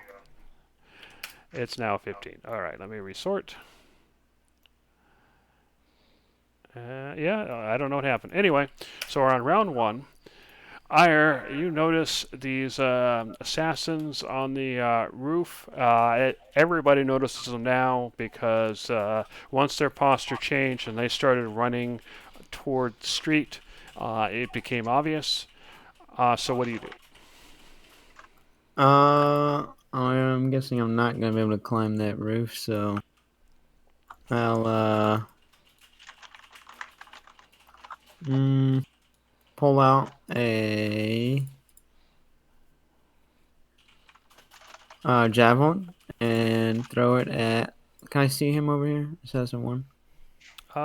His head is definitely above the tip of the roof. So yeah, you can see him. He would probably have partial cover at this point in time, which gives essentially gives him an AC +2. What about two? Is he? You could see Assassin 2 is over the hump of the roof, so you would have no Okay. penalty against him. I'll throw it at assassin two then. All right, and you hit. All right, you strike him for 9 points of damage as the javelin kind of cuts his leg and then sticks into the roof. All right, and then I'll pull out my axe, and that'll be it. Fair enough. So, Assassin 3. He is going to perch at the top of the roof. He has a short bow in hand. He aims at Ragu and fires. And he hits with the 23. Yeah, it's a hit. So the crossbow digs into Ragu for 6 points of damage. Go ahead and make a DC 15 Constitution save. Okay. You rat skunks use poison. All right, you make it, although just barely. You feel the stinging, and you can see that around the wound, you can see this that's festering slightly. All right, Poison. Oreo. Oh yeah. Oh, go ahead. I was just gonna yell out, poison arrows? Really? Just so everybody knows. Fair enough. Oreo, what do you do?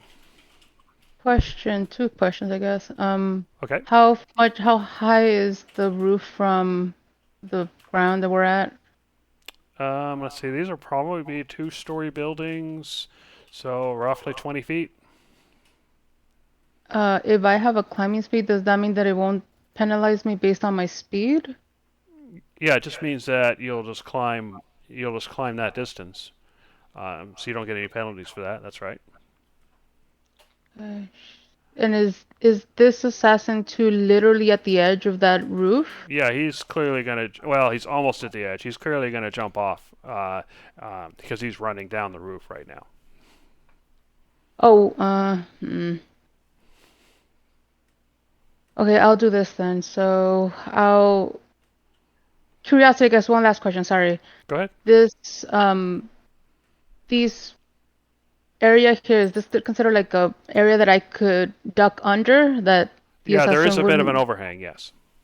So then what I'll do is tuck under here, use my bonus action to hide, and hold my action as soon as I see the assassin to drop in melee to attack. Okay. So, Fair enough. Go ahead and make a stealth check for hiding. okay. And that'll be compared against their passive perception. Okay, fair enough. All right. So Assassin 2 leaps off.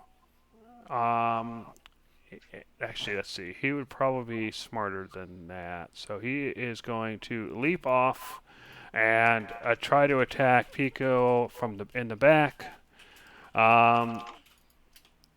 He does not have advantage because you knew he was there. Oh, actually, Pico, have you gone yet? You have not gone yet. So he uses his Assassinate. So during its first turn, the assassin has advantage on attack rolls against any creature that hasn't taken its turn. So he actually does have advantage. And which means it gets a sneak attack if it hits.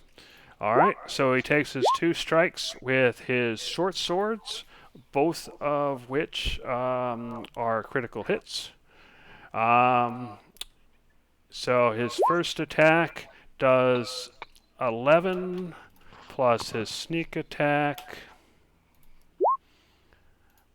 is 13, so that'd be 24 from the first hit and 13 from the second hit for a total of 38 in the back. All right, I'm down. Jeez. All right, Ragu, you notice that one of the assassins jumped behind Pico, quickly stabbed him in the back, and in 2 hits knocked him down. What do you This do? might be. Oh, never mind. It's too late.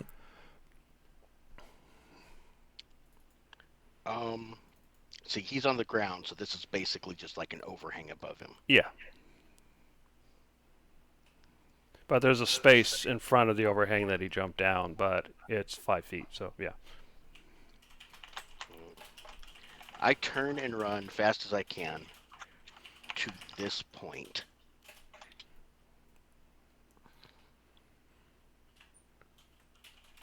Body slamming him into the wall best I can before I attack. Or however that'll work. Okay, let me... Literally, I'm putting he was literally right next to Pico, so I'm literally putting myself in his space to impose myself between him and Pico and haul off with attack. Okay, you slam into him. I am looking for the combat thing so we can look up how you can do that. Yeah, because I don't know if that would even do anything or if there's provisions for that. So you are essentially pushing him. You're shoving him, I guess. So is that a full attack or? It's one of your attacks if you have multiple attacks. No, I'm just gonna so attack yeah, with you go my ahead and make rapier a then. strength check, his athletics check. I'll just attack with my rapier then, because that'll be better than whatever. Oh, okay. Well, then I'll put you there then, and you can do that. Okay. All right. So that's still imposed, even though I'm standing on top of. Yeah, you're still on top of Pico, so he'd have to go through you to get Pico, essentially.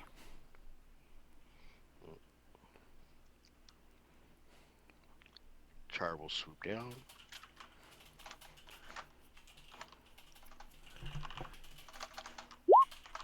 And you hit. For a solid 13 points of piercing. damage. And we're going to go ahead and add a d8 to that, and he's going to have to make a DC Strength 15 or be knocked prone. So is that 7 damage? Yeah. With Okay. that one is damage. Only with the grapple does it get added to my strength attack. Or my All right, strength and bonus. what's the save? DC 15? Strength? Yes. Okay.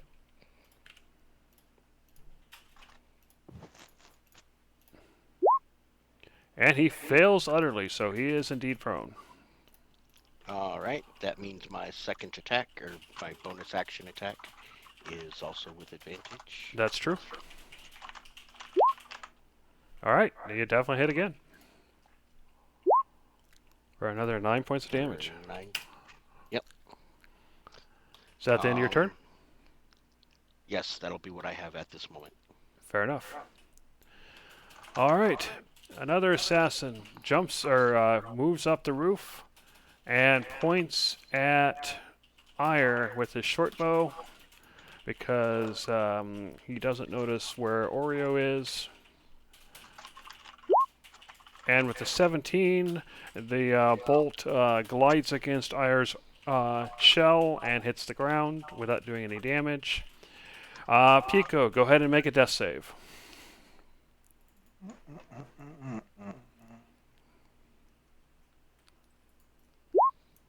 Okay, you make 1 death save. All right, beginning of round 2. Ire, one of the assassins is currently prone nearby, which means that if you're in melee range, you'd have advantage on attacks. The other 2 assassins are taking pot shots on the roof. What are you going to do? I'm going to first use my bonus action to grab Pico and heal him for 10 with lay on hands. Okay. Pico, you now have 10 hit points. And when it's your turn again, you can make a Constitution save to see if you wake up. DC 10. All right, Ire, what's next? And then I'll start swinging at the assassin that is prone. Okay.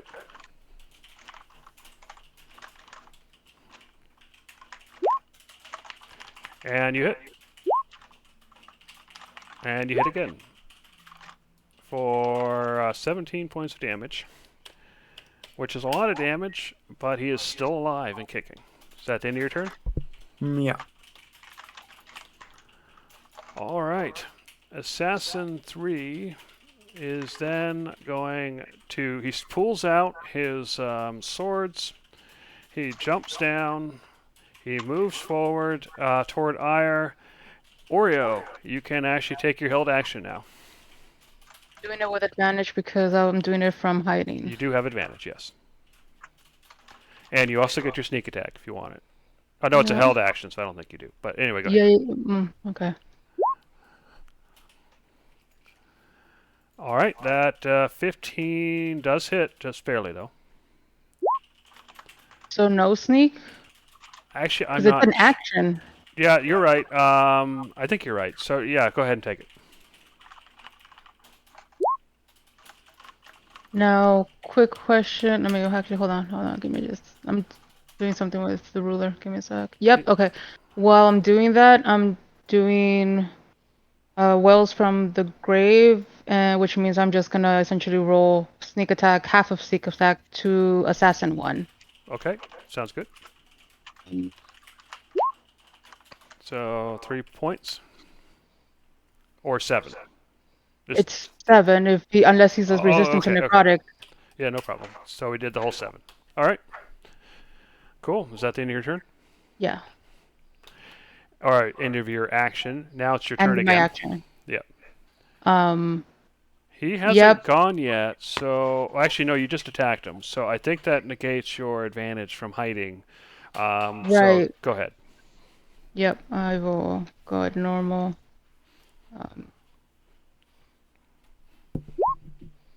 And you hit. Offhand.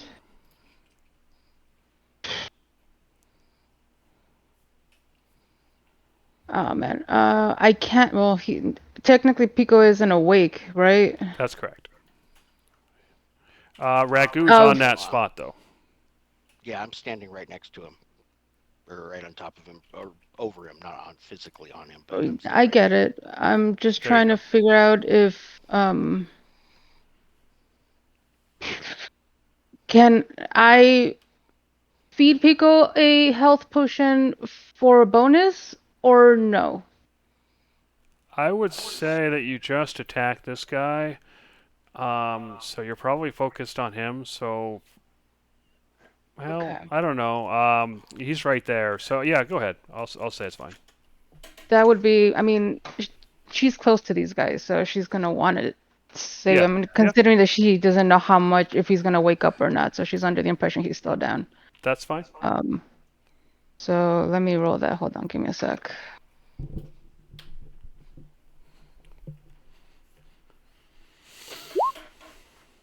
So add another 7 to that, Thank you. All right, and that'll be my action. fair enough. All right, Assassin 2 is currently prone. He spends half his movement to get up. And then at this point in time, you can see, looking into his face, that his eyes are dead. And he looks resigned as he attacks you with a flurry of blows, Ragu. The 23 hits. The 17 also hits. Are you going to use your spell for that? Yeah, I will arcane deflection the 17. Okay, so the 23 hits. You take another 4 piercing damage as the sword sticks into you, and make a DC 15 Constitution save.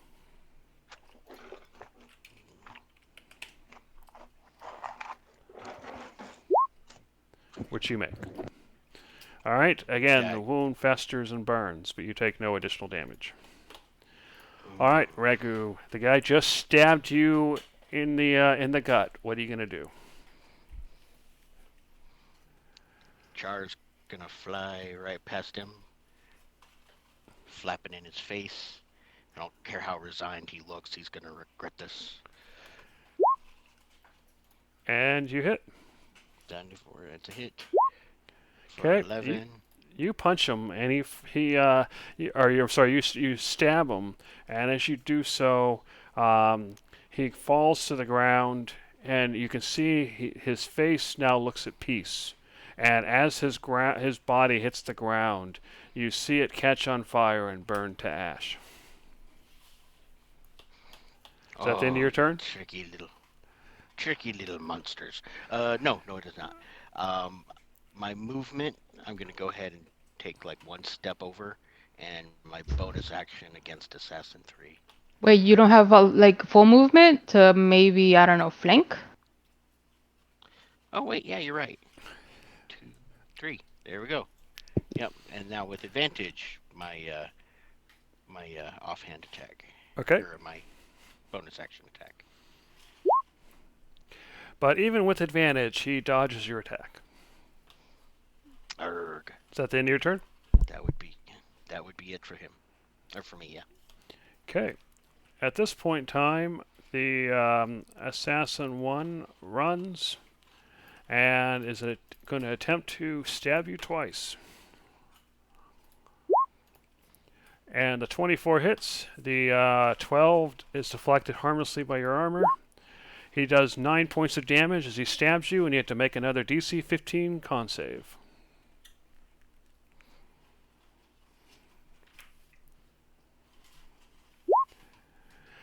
This time you fail. 6. Yeah, it's a 6. And you take another 7 points of damage as your wound burns. Ouch. All right, Pico, go ahead and make your con save, DC 10.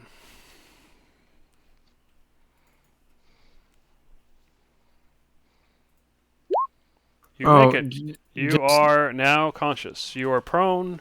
You can spend half your movement to get up if you so desire. For future reference, one of my paladin abilities lets me, if you're within 10 feet, you get a plus +3 to saving throws.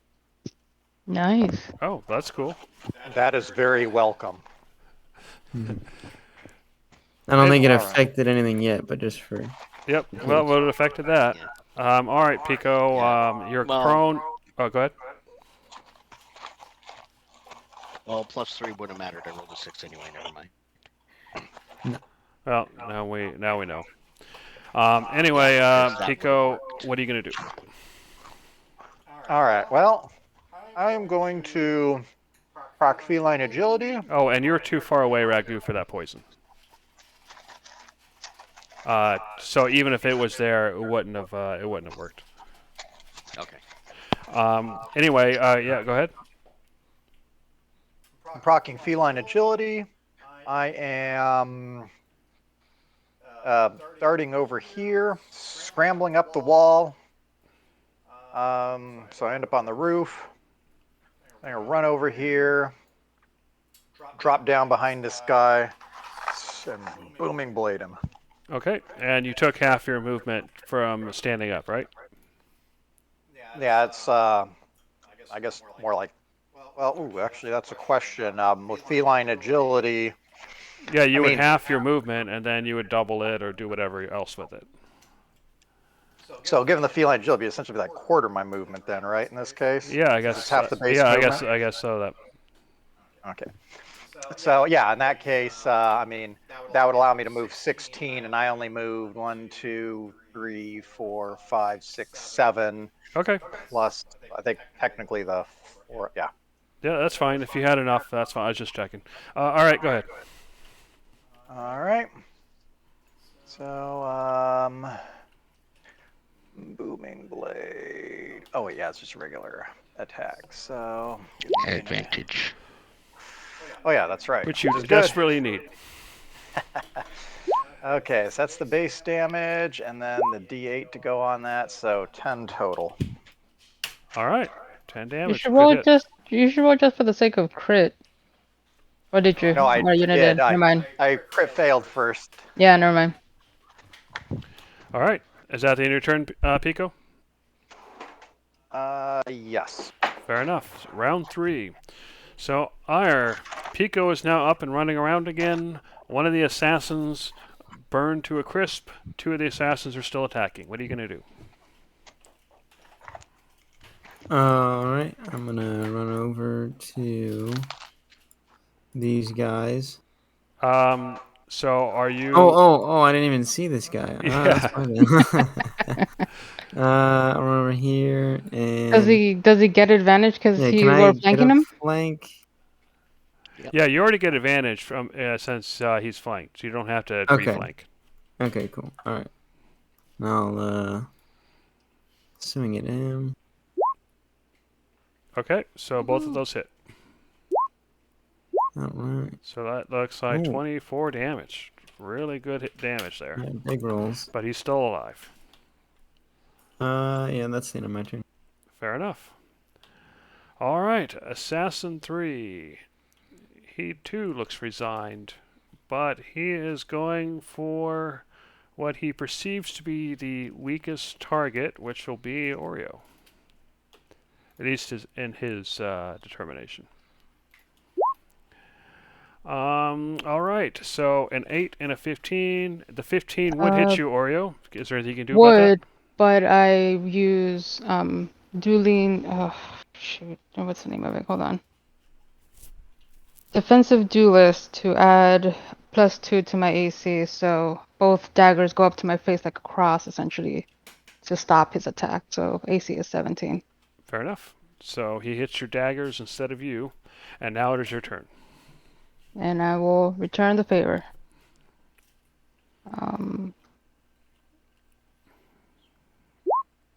You hit.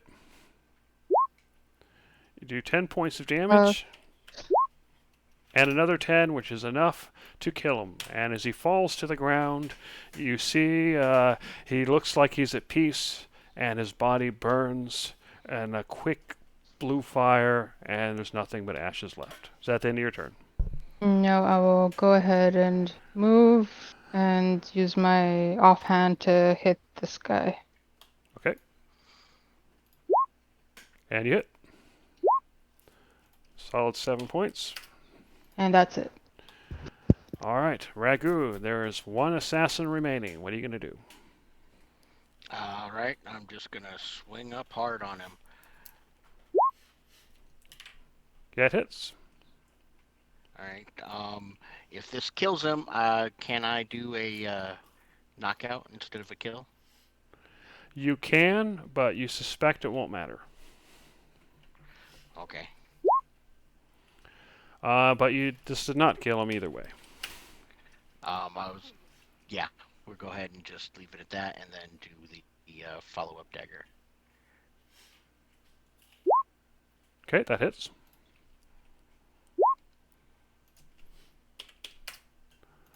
All right, he's still kicking, but that's definitely a lot of damage. Is that the end of your turn? That is. All right. So, alrighty. So at this point in time, he is just going to continue attacking. He is going to attack Pico because Pico looks like he's the most hurt.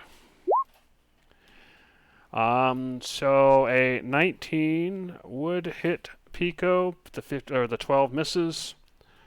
He shouldn't have had advantage. So is there anything you can do about that, Pico? So 19 against your AC of 16.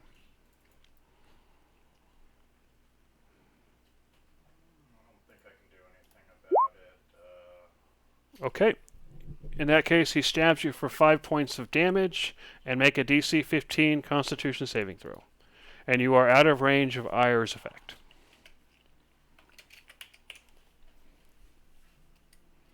If you're talking, Dave, nobody Yep. can hear you. And you make it. Oh, that's a miracle. And it is now your turn. Your wound is now burning. What are you going to do? How bad does he look? He's about, what would that be, like a sixth of his health?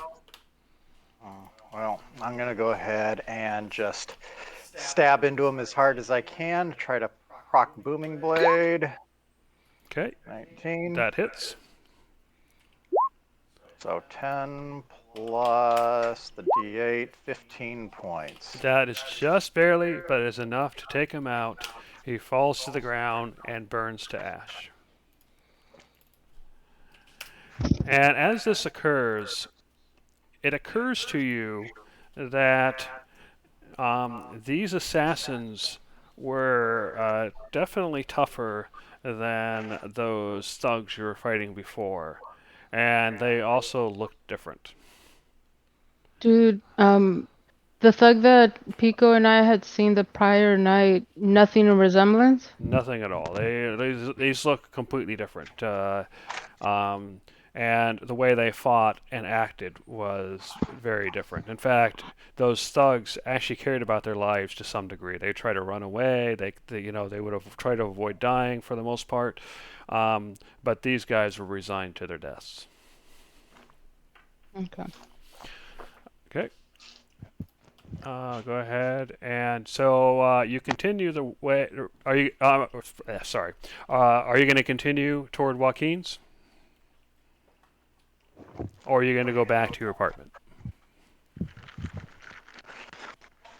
I think we'd better continue on to Waukeen's. It's Okay. not going to take them long to find out that those assassins failed. For all we know, the fact that they're dead might already triggered some sort of alert. Okay. Hold on. I'm looking for players, so we're missing Ire. Did you want time to heal though? Maybe we spend 10 minutes and you could use your hit die? Meta speaking. Sorry about that. That's probably not a bad idea. I know it's for emergencies, but I do have the sphere, and we have had one log rest since getting back from Lumev, so the wand is also charged up to full.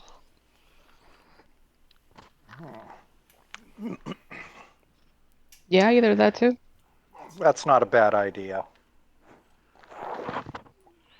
Okay, I hand Pico the orb, and you should be able to just twist it in your hands. All right. I'll go ahead and You go to twist it, but nothing happens. It is charged. It Yeah, is. but You what? can Yeah, feel but the yeah, energy, but nothing happens. right. So it might be just something that can only happen in that world for whatever reason. well, I go ahead and hand it back. Well, now we know.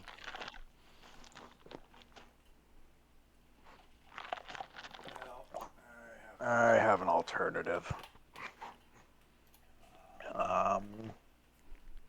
Oh, by the way, him twisting it didn't actually deplete the charge. Just nothing happened, so it's still charged. Oh, good. Okay, cool.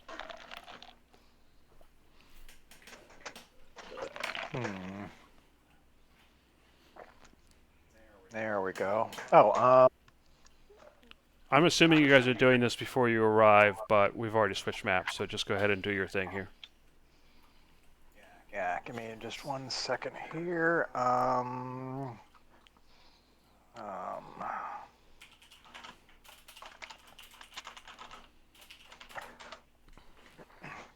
There we go.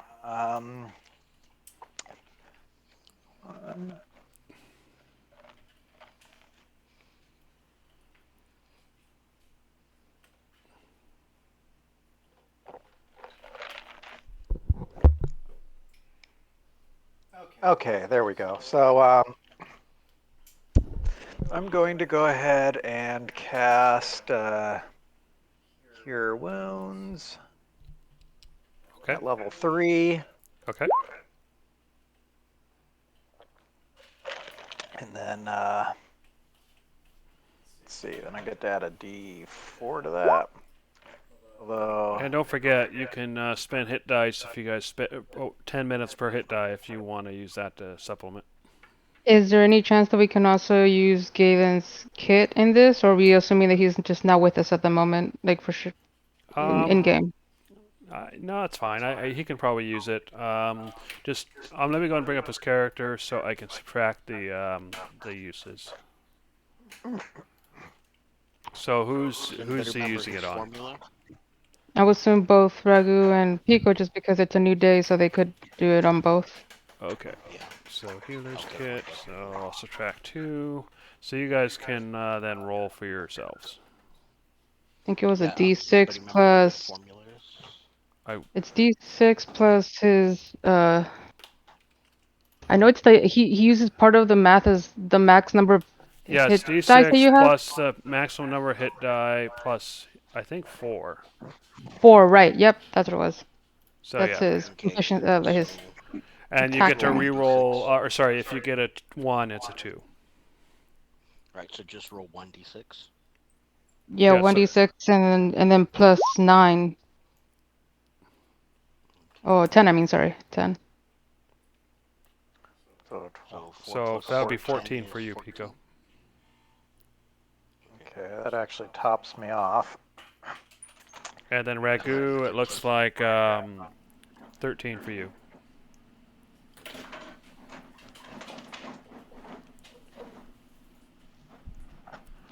Oh boy, that place had better not be filled with people like that.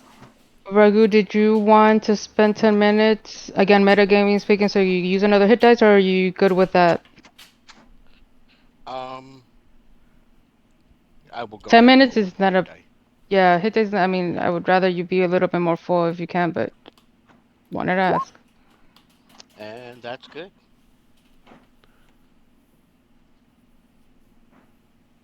Not a bad roll. Not quite full, but really close. Yep, but good enough. All right. Okay, so you've arrived at night. So the shop is closed. There's a sign out front that says closed. You do see or you do hear faint noises coming from inside. So what do you do? All right. I can send Char real quick to fly by, and even though Yeah. that's supposed to be Char, I'm going to use me so I Okay, can so yeah, just go ahead and move your character.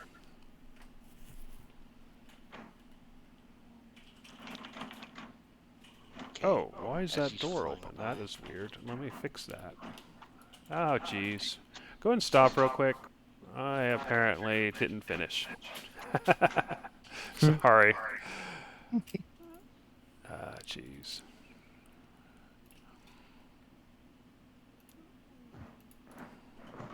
I got all the doors open. Yeah. Who needs to close the doors? Jeez. I did the top floor. I just forgot to do the bottom floor for some reason. All right, continue. I'll start back here again and fly up here. While Okay, he's doing that, I like as the stealth on the side. Just letting you know. But you go ahead, Regu. Yep. If you're all right. stealthing, go ahead and make a stealth check.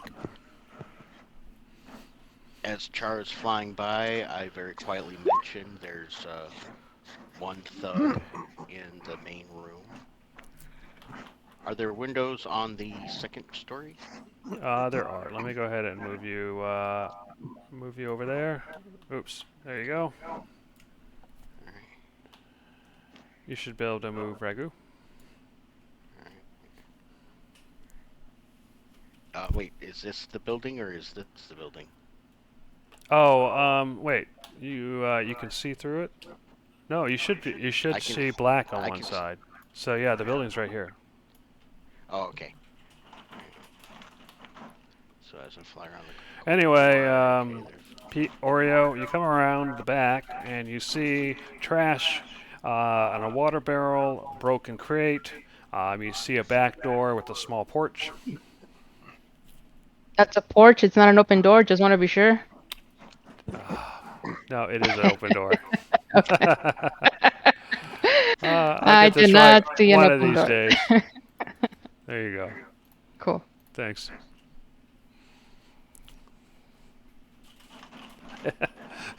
I usually go through and test these maps. I don't know why I didn't do it this time. Anyway, go ahead. Yeah, you see the trash and the water barrel. You see a porch, but otherwise it's fairly empty and quiet back here. I'll keep moving a little bit, but I'll let her go keep leading the effort here. I'm just checking to see if there's anyone or anything that I can hear that's close by or what's the situation. You do All right. hear a voice over on the other side of this wall. Um, it's not very loud, but it's somebody's mumbling to himself. Okay. Go on, Drago. It's all good. I'm just gonna keep going, just looking As around. as as Char was flying around, I very quietly mentioned there's one thug on the first floor in the main room. In the second story windows, it looks like hallways, but I can't see much. It's Oh, pretty empty. I will say, if Char passes by and sees me, I'll look at Char and kind of give a motion of like talking and pointing right by the wall where I hear it. Where would that be, Jeremy? Here? I'm pinging it right now. I know, but I'm on the next map over. I'm guessing Jeremy. It's this Yeah, the so this there's location? basically where you are here. There's actually the second floor goes over. So basically the corner is like this boxy shape, and then there's a window over here.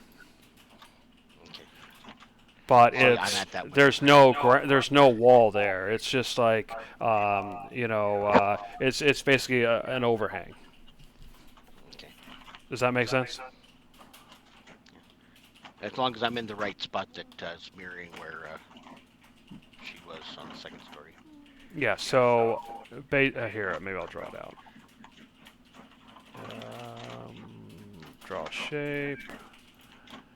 Basically, there's an overhang where that box is. So basically, the second floor, there'd be a pillar over here that I apparently didn't draw, but the second floor would cover this area, and the windows over here.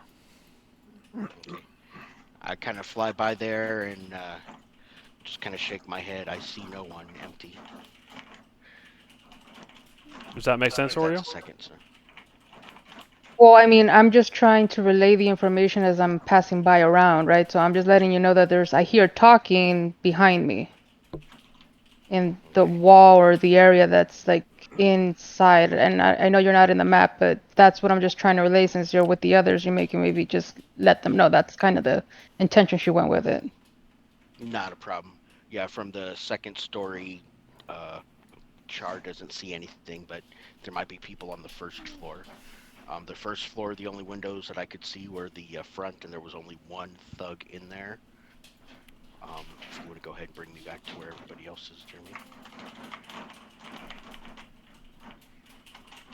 I would like to keep moving all the way up to here and hear how close, if there's how many people in by this back door. Okay, you're listening. You can you hear a step every once in a while, like maybe like someone's maybe sitting or something, or and just stepping on the ground every once in a while. But it sounds like it's probably one person. And it doesn't happen to be like there's no talking associated with that stepping, so it could be a different person or a different room. It's yeah. There's no talking associated with that, so it's most likely a different person. Okay, and I will round the corner again, just peeking around to see if there's anything that catches my eye. No windows or anything on this side of the wall.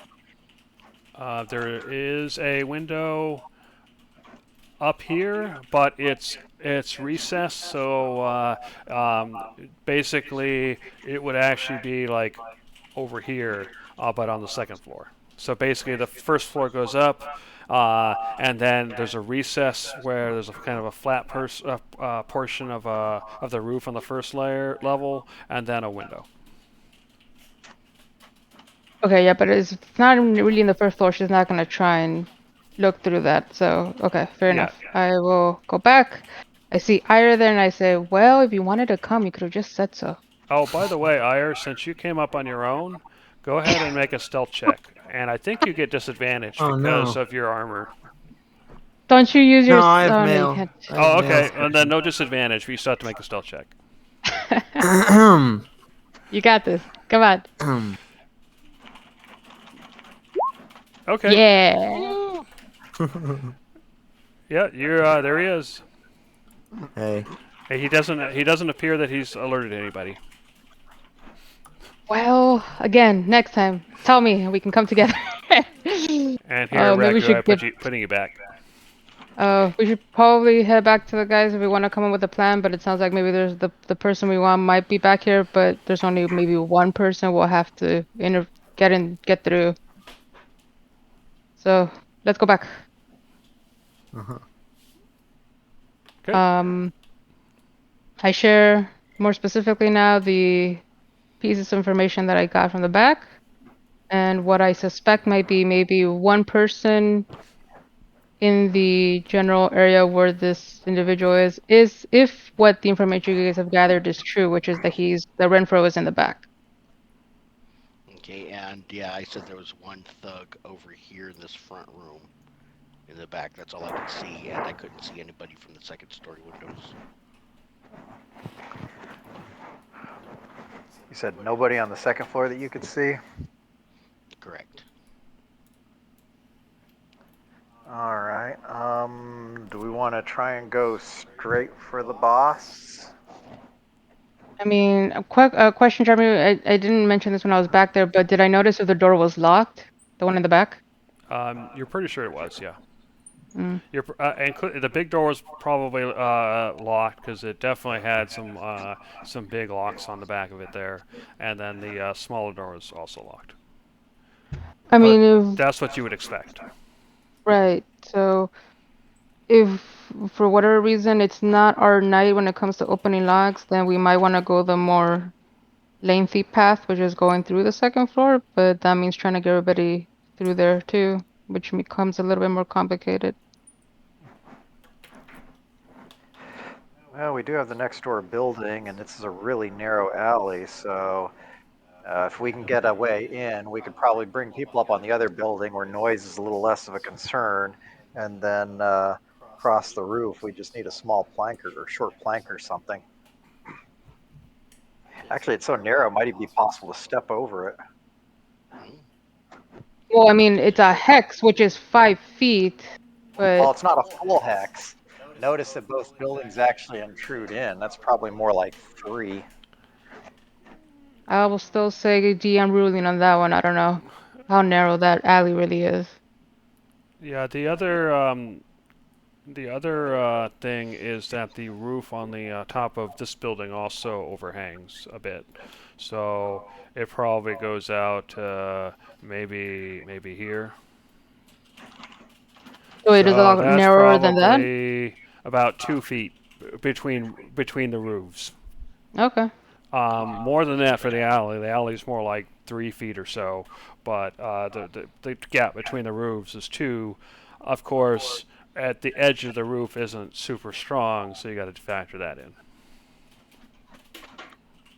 Well, I mean, Pico, you did something last time to help me out when it came to climbing. Do you want to do something like that again here? Sure. So first, let me go ahead and how tall is this building that I'm in front of? About 20 feet, two All right. stories. All right. I'm going to go ahead and climb up it. And Okay, well, the roof overhangs, so DC 10 climb check to see if you can get over the overhang without any issues. Yep, you do. And for the record, the climbing itself you didn't need to check for. All right, you're on the roof. all right. To maximize how quiet this is going to be, I'm going to put the hook on this end, and I'm basically going to walk over the roof to the far end and drape the rope down that way. That way, everybody can climb up on the far end as far away as possible. Yeah. Okay. All right, so you guys going to climb the rope? Yep. Yeah, okay, so you're just climbing a rope, so there's no check for that, so everybody's on the roof. Where on the second floor is there like a window on this side? Is there one actually? Down here. Oh, that's the one that you mentioned. Okay, cool. Gotcha. But there is a window on the second floor over here, which is, well, not as close, but That one's facing the street or the main street, yeah. which, yeah, it's fine. Okay. Yeah, the alley I think is better, and Yeah. also that means that the rope can be hanging off this building, so the walking around is less likely to be a problem when trying to get down and open the window. All right. Okay, so we're in the roof, I guess now at the far end of the Yeah, you hall guys. or the hallway. Sorry, the this thing. Yeah. So the on the second floor, the window is here. Basically, right across from you, Wario. And based off Ragu's information, there's no one inside from Yeah, this you can side look anyway. inside. You see what looks like a stairway downward, and you see a room with a bench, 2 doors, some plants, but no actual people. Ira, are you following the group? Yeah. All right. You're on the roof, buddy. Get up there. So what do you do? Uh, do we want to go directly on the roof and then go through the window? Well, given how narrow the alley is, we could lower down and then go through the window. I don't think we need to be on the other roof at all, unless is there a back window that might be better? You know, The only some other back window that might have helped was that okay. one Yeah, that there wasn't. Lucas Yeah, there wasn't any back windows. But here's the thing though, that we have to keep in mind because windows make noise. So curiosity, and I kind of look at Pico because we're the two cats in the group right now. Um, is there any, I don't know, do you think it's possible to do and then I reflex a claw out and try to do the whole like Catwoman like scenarios? Like, can we cut a hole on the glass and Uh, potentially like, I think I can help maybe with that. Yeah. well, I wanted to do my Since stupid you might idea have. first. Okay. Well. That's what I was saying. Can you do a claw thing? I guess you can attack with your claws. Can Well, you? and I'm talking to Pico about this too. So like, it's one of those stupid like cat to cat. What is he? What is he? Is he giving me the stop it or what is it? What's going Well, on there? yeah. What are you doing, Pico? Uh, if you're talking about actually getting through the glass, yeah, I don't think our claws are tough enough for that. Plus, if they were, we'd probably be making some pretty obnoxious scraping noises against the glass. Fair enough. Go ahead, Ragu. I reach into my Tinker's kit, and two things that happen to have in a Tinker's kit is a one of those little cluckety cans of lubricating oil for window seals, and one of those key-looking glass cutters. You can try these. Actually, now that I think about it, how is the glass secured to the window? Because if it's using like the normal glass Pitch setting would type, be. huh?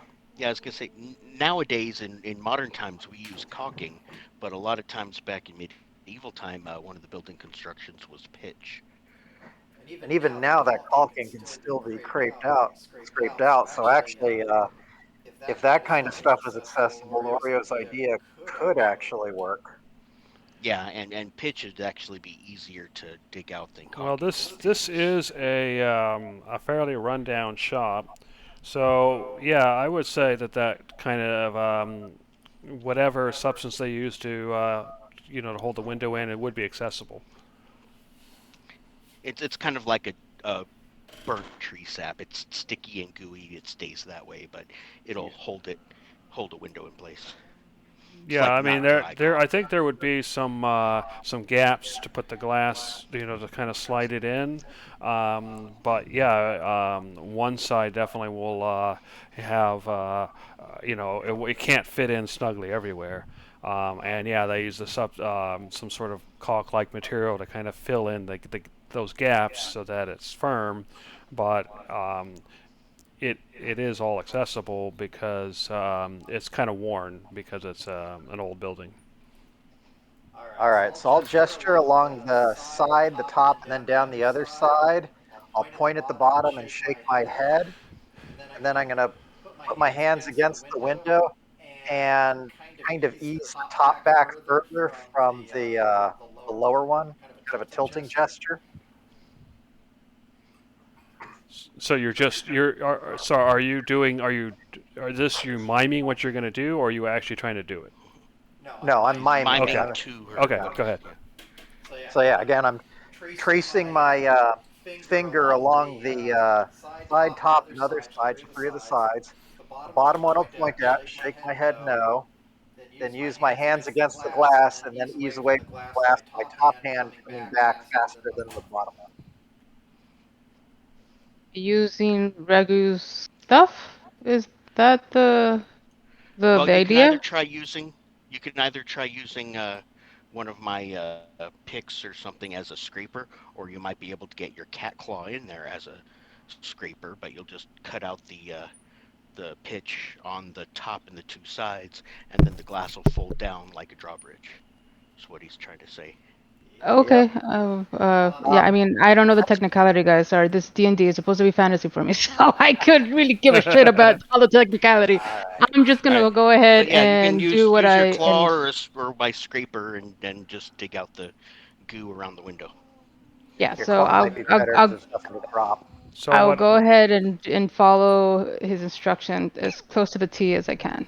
Okay, so what I would probably say is it'll probably be a dexterity check, basically to see if you can scrape it away without scraping the glass and or whatever. So let's see, probably just a flat dexterity check with a DC of 13. If you use that oil, you wouldn't make such a scraping sound, maybe, or does it matter? Too bad. It's a one, man. Actually, that's a good question. Did you use this oil? I would use everything that. I mean, Okay, they're the guys. then you have Yeah. advantage. That's why I was asking to see if you get advantage. So go ahead and roll again. Oh, sorry. No, that would be a 6. Okay, so she's scraping along, and as she's doing so, this is like I said, it's a rundown building. The kind of the glass kind of the You know corner. what? Fuck it. I'm using a fate point. Okay, go ahead. So does that mean I get to roll at advantage again? Yes. Okay.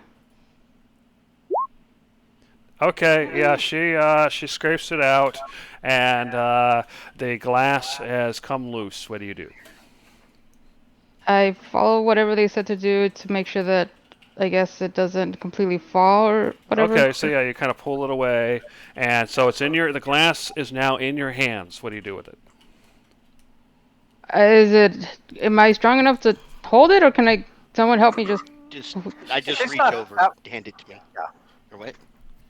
Oh yeah, I was going to say it'd be easy enough to straddle a building and reach down, so you could easily reach down with both hands, not having to worry about your balance. But yeah, I'll just take the glass from you, hand it to me, and then you can get into the building. Okay, yeah, I agree with your strength. You have no trouble carrying it around or doing whatever you want with it. The window is now open. I will stand there and hold it until Oreo and Pico get inside, at least, and then I'll. Don't we want everyone to come in though? Isn't the whole idea that we're Yeah, all yeah. coming in? Everybody's gonna come in. Everybody's gonna come in, but you're going in order. Oreo will Oh, get in, and then Pico will get in, and then I will hand the glass to Pico on the inside, and then once my hands are free, I will get in, Well, how and sloped then is this Pico can roof? just set the glass down. Um, Probably about 30 degrees. Hmm. Oh, Yeah, if you put the glass on the roof, it'll probably slide off. Yeah, that's why I'm just handing the glass to you, and then you can set the glass down inside against a wall whilst I climb in. Okay. So, all right. So the glass is against the wall. So now that you're inside, you notice that there's a door to the north of Ragu. There's a door to the east. There are stairs heading down. Stairs going down. You can see yellowish candlelight kind of shining up the stairs, and you can hear mumbling from the bottom of the stairs. So what do you do? I whispered to them that I think that mumbling is what I heard earlier outside. But do we want to go straight there? Do we want to inspect this upstairs first? yeah, I think we want to check the upstairs to make sure we're not going to have any surprises coming after us. What do you hear We over don't. there, Ragu? In that door by you? Yeah, the You listen just and you don't hear anything to the north. okay. No perception or nothing. I can't find Char. Did he get left outside? Yeah, he's outside. You want him? Yeah, All he right. can fly in pretty quietly, and he's got an excellent perception. Yeah, that's fine. Oh, sorry, I put him in the wrong spot. There you go. Okay, cool. There. All right, yeah. Um, with Char helping, listening at the window or at the door there. Yeah, you don't hear anything Nothing. from the other side. All right, I shake my head no. Are you opening it? I mean, if we're Hey, gonna how about check, your might as oil well. hinges? Doorknob, not Oh, squeaky yeah, I squeak. can do that. I can do that. Clickety, clickety, clickety, and then Okay, you very apply your oil, quietly open. and the door opens up smoothly. Okay, and I just kind of say You very see a quiet and hallway. whisper. You see two doors down the hall, and then it goes around the corner. Okay, I say two doors and then a corner. Uh, People. repeat that. I whisper really quietly. There's two doors and then the corner. No people. I mean, lead the way. If there's nothing, we might as well scope the whole place out. Start one direction. We'll come back here.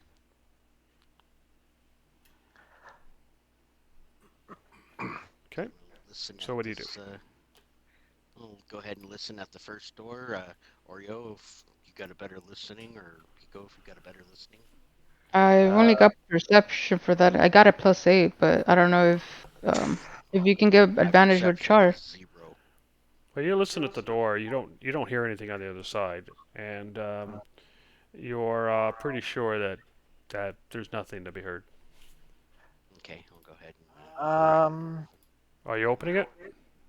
oh wait, Pico's about to say something.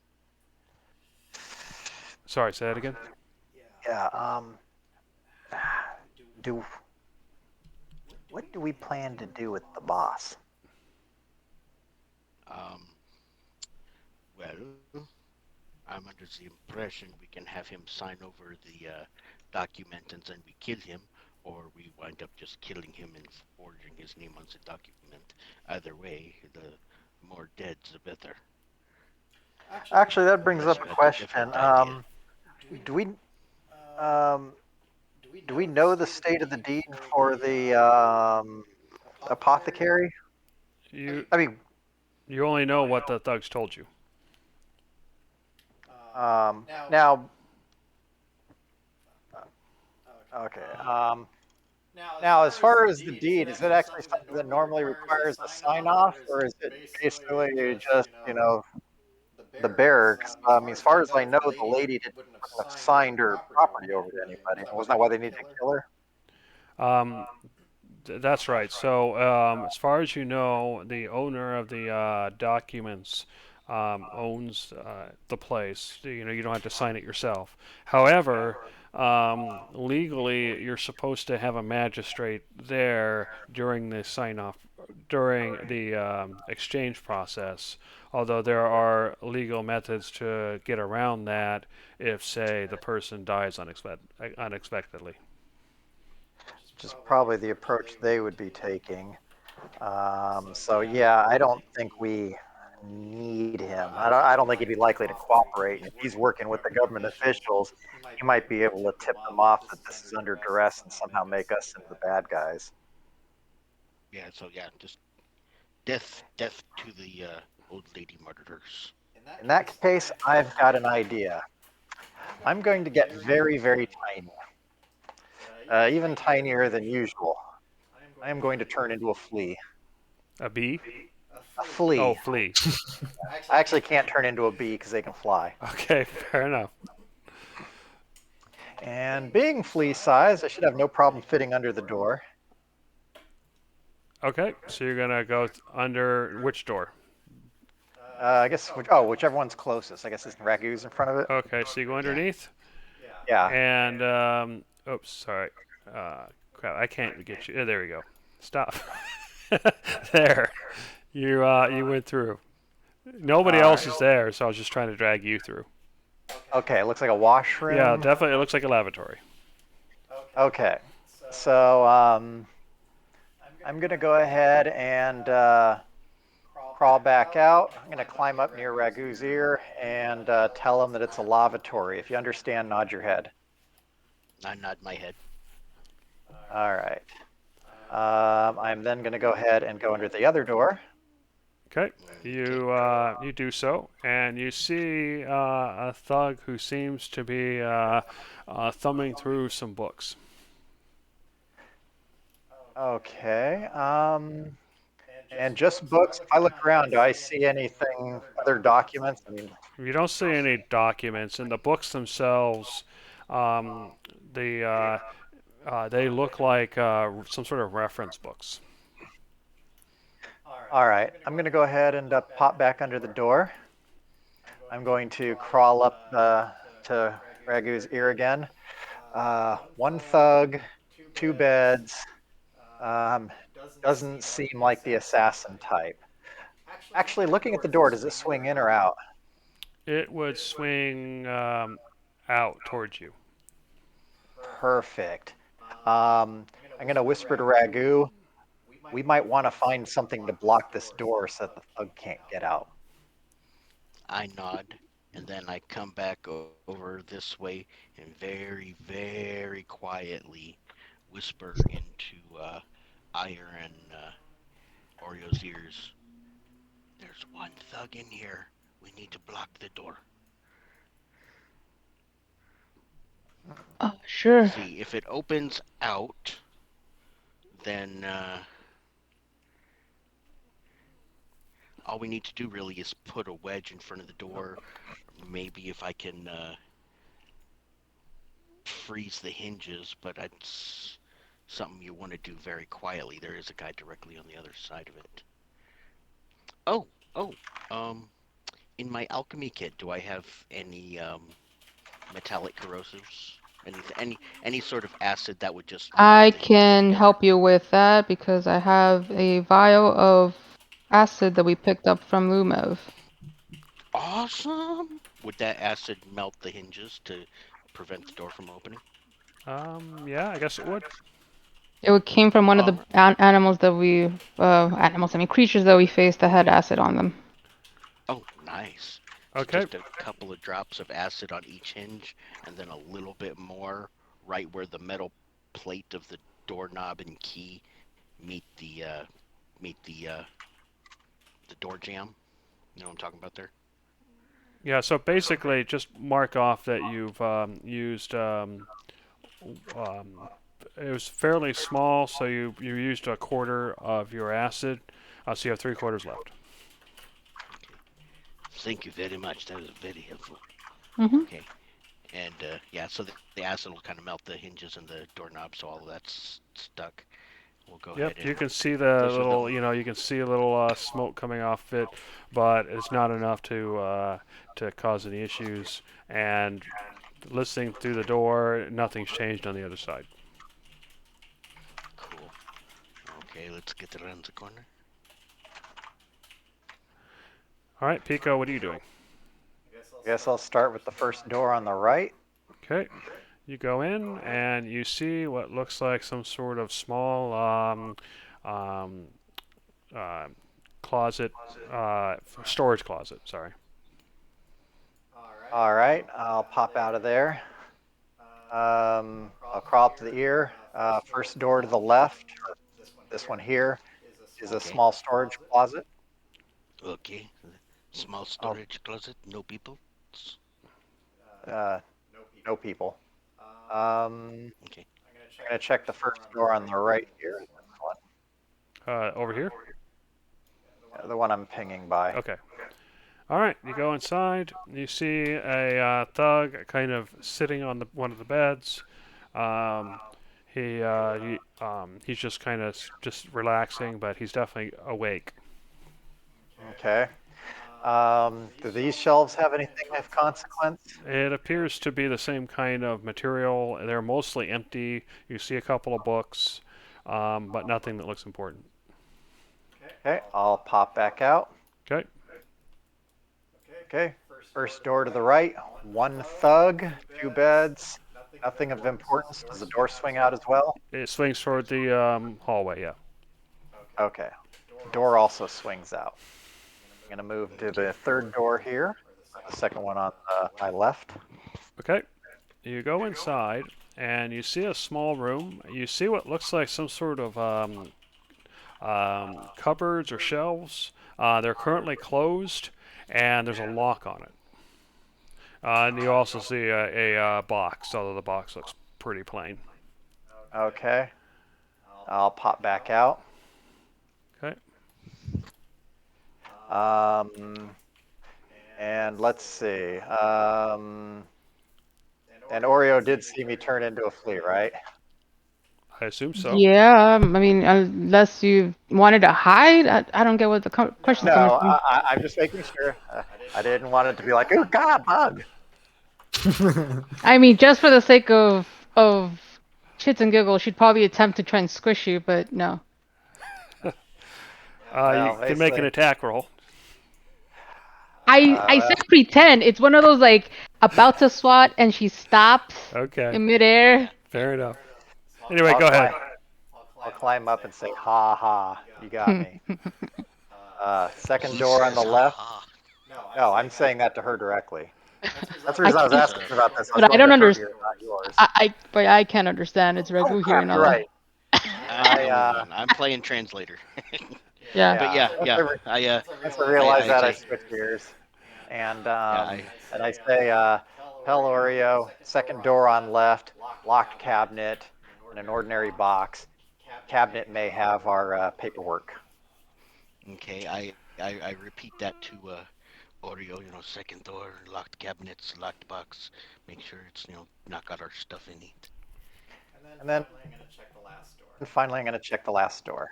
All right. You see what looks like a kitchen. You can see the fires going, and then you see two doors. Interesting. Kitchen. No, what's this here? Is this a pantry? Yeah, there's basically kind of a table, and then the pantry kind of extends from that.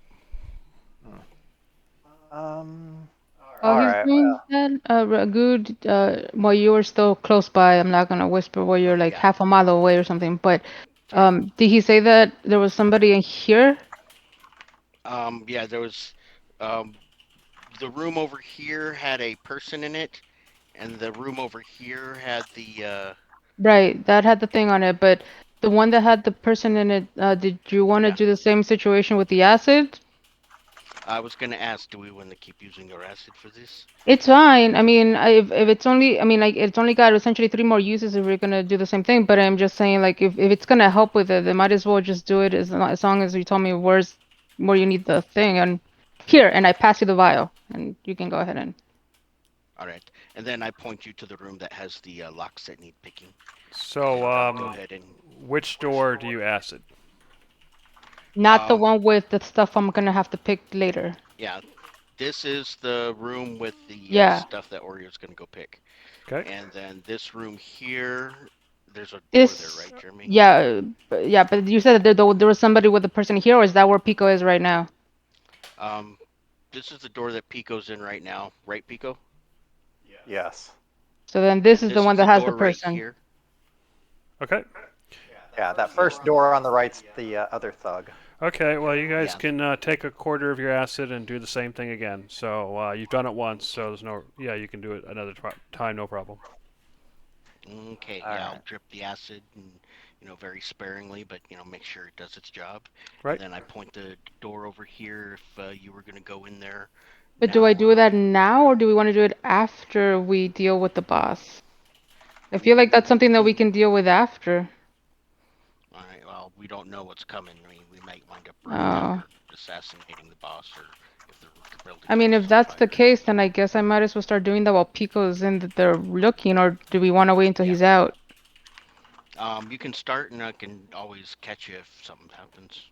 Okay, so is the So the door door is locked, locked. Jeremy? The door is locked, Okay. and so far it's been the only door up here locked. Oh, you know what though? Oh shoot. Pico's really helpful, and as she says that kind of begrudgingly, he's really helpful when it comes to thieves tools too. Meaning Um, I need the advantage. I've been rolling really just out shitty of when it comes to thieves tools. just out of curiosity, can my tinkering ability help with the basic Yeah, that's mechanics of probably locks? close enough that you can probably give her advantage with that. Sweet. Okay, Okay. So I'll I'll do go my ahead and do that. best. It's as long as I get the help, man. That's what I need right now. So, Yep, go for it. ooh, That is see, good enough. barely though. Jesus Christ. And Okay. yeah, you open the door and you see a cupboard or a cabinet with the doors closed and with a big lock on it. Uh, okay. So this is what that's where the potentially, and this you said was just a closed box. Yeah, the box looks like just a regular wooden box, and it's not locked. The only thing locked is that cupboard you're basically on top of. If it's not locked, just out of curiosity, what's in there? Just take a quick peek in there. Okay, you peek inside and you see some basic tools like you see like a couple saws, hammers, some nails, that kind of thing. Gotcha. Okay. And then I go back to the cabinet and I give Regu the help me out again kind of look. Okay. And You then you I will. suspect this will be a harder lock. Yeah, I figured. Okay. So, please, please, please, please, please. Oh, All thank right, with the 28 though, you managed to open it up, Oh. and inside you see what you see two pieces of paper, and I'll just go ahead and share it with the group. Show players. Mind you, Regu, you're seeing a big sigh of relief as she's doing this because she's been having some rotten luck lately. Show Are you kidding? players. When you went and just click and locked it open like that, I was like a little fist pump for you. Da da da da. Achievement unlocked. So you have you see the two nicely, basically really high quality scrolls, and they're the only two scrolls in there, so it's pretty obvious what they were. And there you go. Now, Are they rolled up in like sealed, or we can actually open them and verify that these are these documents? Yeah, sorry, they're just tied closed. The seal appears to be on the document itself. Sweet. Okay, well, I will just tuck them with me for the time being. Obviously, we can, we'll see these later, Mhm. but Yes. I give you the thumbs up of we're good here. Let's go back to what we're doing. Um, Now the locks themselves, you said that it was a pretty hard lock in itself. Is it something that I could pull off the cabinet, or is it like attached to the cabinet, or what's Well, the now that it's situation there? unlocked, you can definitely pull it off. Oh yeah, I'm taking that bad boy. Okay, so in your character sheet, you have a DC 25 lock. Oh hell yeah. Thank you. Nice. Unfortunately, you do not have the keys for said lock. But I knew how to unlock it, Yeah, so you're I fine. You can unlock it, but nobody else can. perfect, even better. Thank you for all of these great news, Jeremy. That's exactly what I want to hear. All right, And carry on. hey, nobody can steal your key if you don't have one. All right, Pico, what are you doing? Well, blissfully aware of the awesomeness that's going on in the other and down the hall, I'm going to go ahead and check this first door here. All right, you see what looks like a small. You see food and whatnot in cabinets. So basically supplies for the kitchen. All right, I'm going to go ahead and just search around in here a little bit just to make sure I don't see anything hidden among the food items. Sure, go ahead and give me a perception check.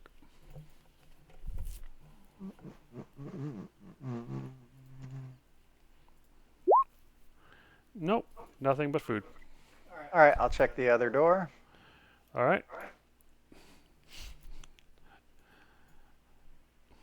All right, so that loops back around. Okay, actually, I'll just go this way then. Okay. I'll climb back up on Ragu's ear. Last door is a kitchen and a pantry. The other kitchen door leads back out to the hallway where we started. So only 2 thugs total up here. I whisper back to him, okay, and Oreo got it. She has it, the deed. Yes. All right, we need to find the bad guy. Is there, okay, there's just the 2 thugs up here on the second floor. We've already got some trapped into the room. Let's go around where we started and go down the stairs, I guess. Yes, Yep. I agree. Okay. Are you guys trying to sneak down the stairs? Yes, I will lead the front in that sense. Okay. Go ahead and make a group check then.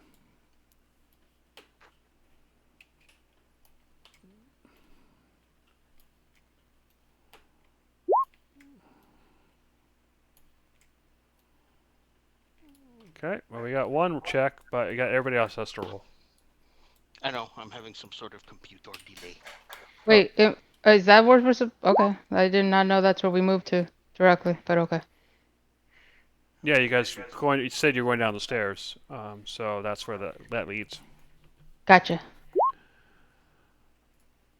That should have been, Um, but it doesn't matter. So that's 2 successes, so you guys succeed. So you're crawling down the stairs. You see this very tall and broad, well armed elf or half elf sitting at a desk, and he looks like he's reading something. Oh shit, we've got one shot, guys.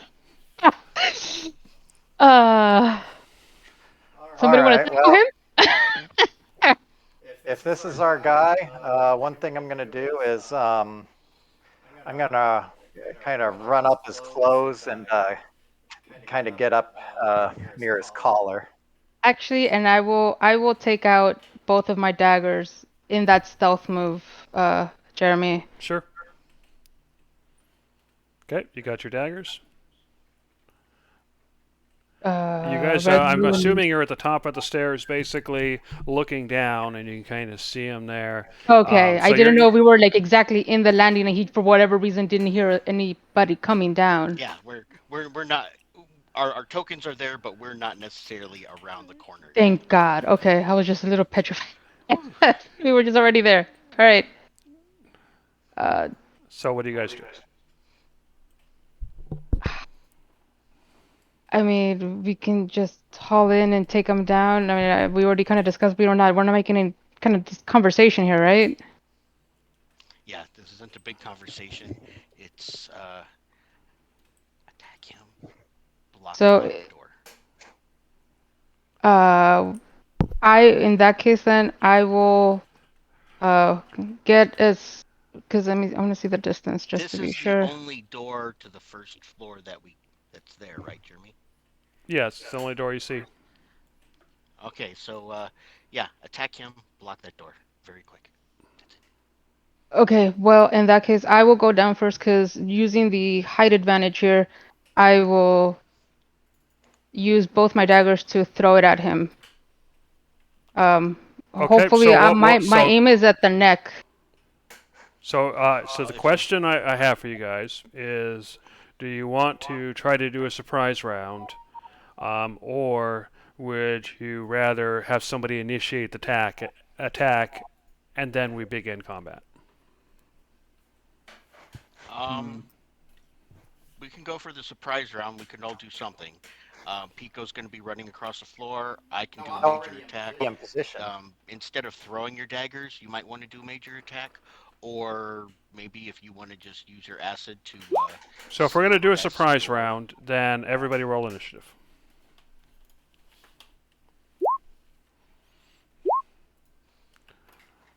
Well, one question, Ragu, because this she would know ahead of time. What are your cantrips, your offensive cantrips again? Uh, just uh, just a necrotic blast. Can you and I lift my daggers up in a cross and I give you the thing like hit me with necrotic blast. Okay. Can we sneak back upstairs instead of being like right here, inches I Yeah. would away have from said that? that we would have done that before we came downstairs. How about that? Oh, in that case, yeah, I go ahead and necrotic blast both of your daggers. Now, as far as I understand, Jeremy, is it each blade has its own equipped spell slot, or is it against both they have it now? I Yeah, wasn't sure yeah. Each because blade can hold one spell. oh snap, nice. Okay, All good to right. know. So So the way each necrotic surprise blast is works 2d8. is that whoever is surprised, which will be the thug leader in this case, because you succeeded on your stealth check, so you got that in the bag. That means that you guys go. He's in the surprise state. He can't make any reactions until after his turn, and otherwise you guys can attack him like normal. Um, so Pico, you're up first. What are you gonna do? Um, I'm basically just gonna get as close to his ear, probably hanging out on his hair, and I'm just gonna go ahead and have to bide my time. Okay. You don't want Uh, to hold an action, or is that part of your thing that you're gonna do? That's part Um, of his thing because he's still a flea. Uh, um, actually, well, let's see. because I figured if Okay, you yeah, can trigger something. he's gonna get distracted pretty quickly, I guess. So, and you said he doesn't get a reaction, so I'll go ahead and climb into his ear right now, and I'm gonna once somebody is once somebody in the party does an attack to him that I consider to be sufficiently damaging, then I'll take my action. okay.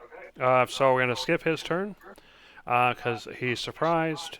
Ragu, what are you gonna do? Um, I'm going to literally run in to this side here,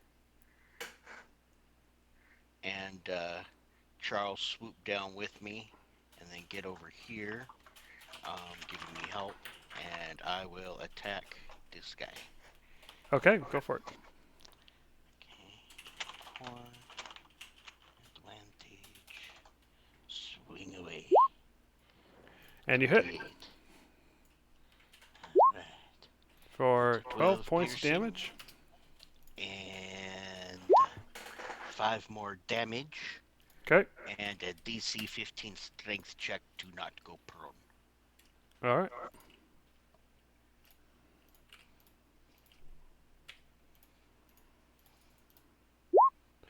Which he does not make. So you knock him. You knock him off his chair, and he essentially lands on the ground and is now prone.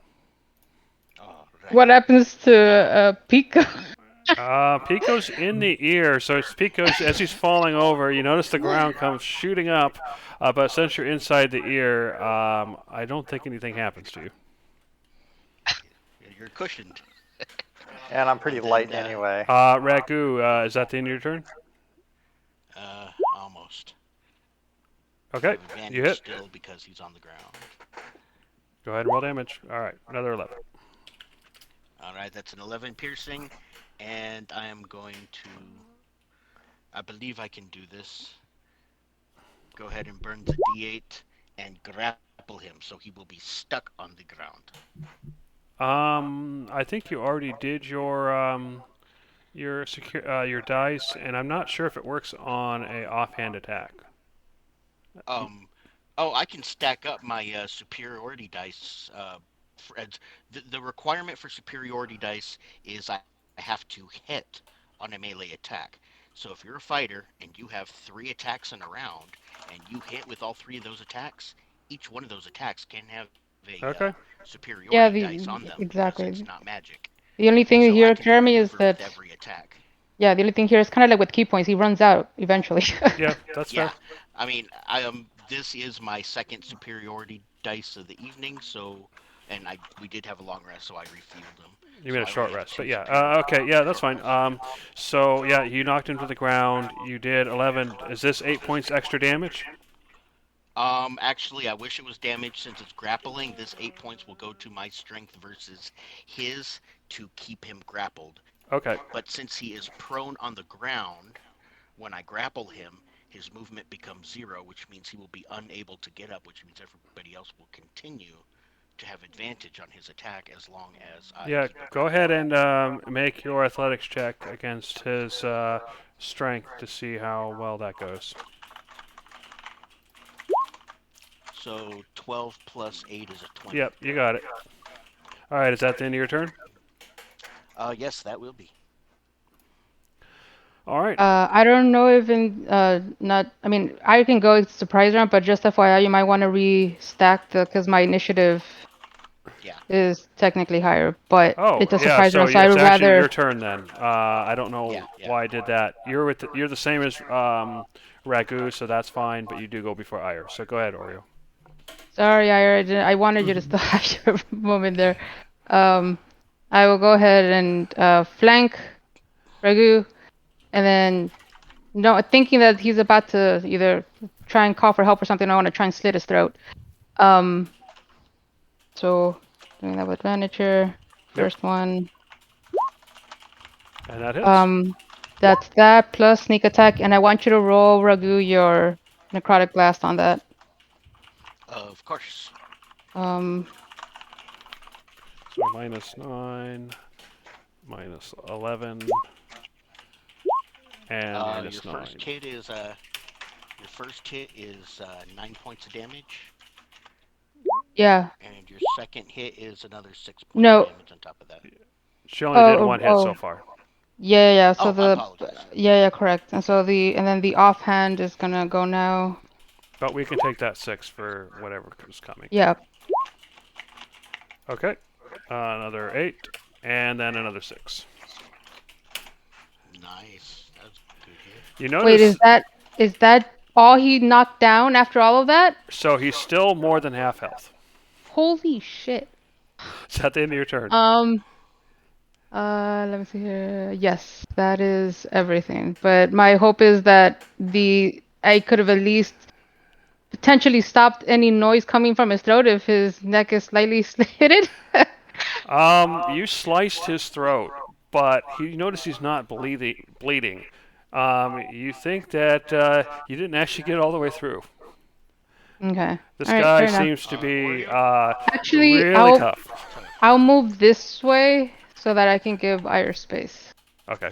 Remember, Pico's not actually there. You can. I know, but I still want him to have Um, space. just so you are aware, Oreo, if you weren't counting, that was 43 points of damage you did in one attack. I know, and that's why seeing the bar as Yeah. it is makes me very sad. Holy. Oh, Yeah. all No, right. you guys are doing great as far as damage, but you guys were warned about how tough he Yep. is. Yeah. Yep. Yep. Yep. Yeah. Yeah. Yep. All right, Ire, what are you gonna do? He's still prone. Yeah, I'm just gonna uh run up. Let's see.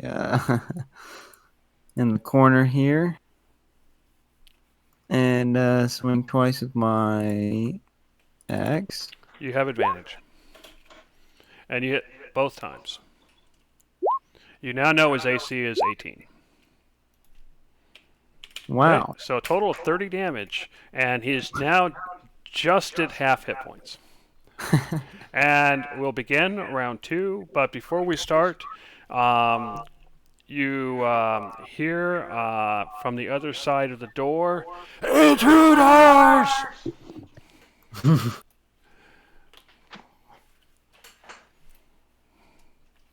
And I will resort real quick. There we go. And hopefully we're good. Let me double check. 1, 2, 3. All right. Pico, you heard the intruder's noise. You're still currently in his ear, but he's on the ground. What are you gonna do? Oh wait, didn't you want to trigger something when he had enough dealt damage? Yeah, I don't think I'm quite ready for that. Oh, okay. So what I'm going to do is And when it reaches your turn, if you haven't used your held action, it's gone. So anyway, go ahead, Pico.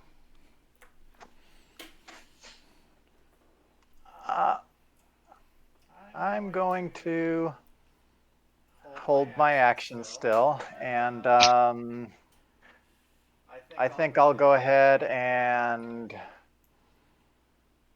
react after Ire's taken his attack. Okay. So the thug leader can now act. He is currently prone, and Ragu is currently on top of him. Actually, take that back. I'll go after Ragu. Okay.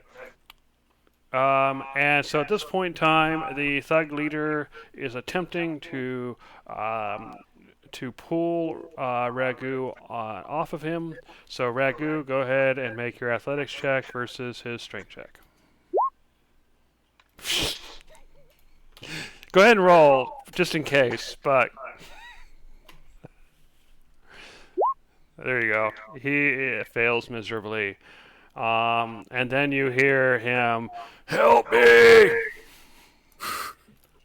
Darn it. Alrighty, so open that. 1, 2, 3, 4, 5, 6. And I guess he'll run all the way up with his dash. Oreo, you hear the sound of running on the other side of this wall, but nothing else so far. What are you gonna do? Question: how big is this shelf? Like, is it something that I have to make a strength throw to? I mean, I'm not trying to be nice or coy or anything. I just want to drag this thing straight to the door. That's a big bookcase, so that would be probably a DC 15 strength check. Boy, oh boy, oh boy, oh boy. All right, I'm gonna try it. Wish me luck, guys. Okay, you pull it along, and it's kind of starting to tilt, and then you're trying to pull it, but it is really heavy. Did it make any progress at all, though? Like, did it I would move it at say all? it maybe moved halfway. And I then move this chair to put it in the other half of the way, just for now, just to add Yep. as more cushioning? Yep. So I'll go ahead and spend my entire turn making sure that there's as many obstacles in the door as possible, and I look at the other side, finish him, and I leave it there. Fair enough.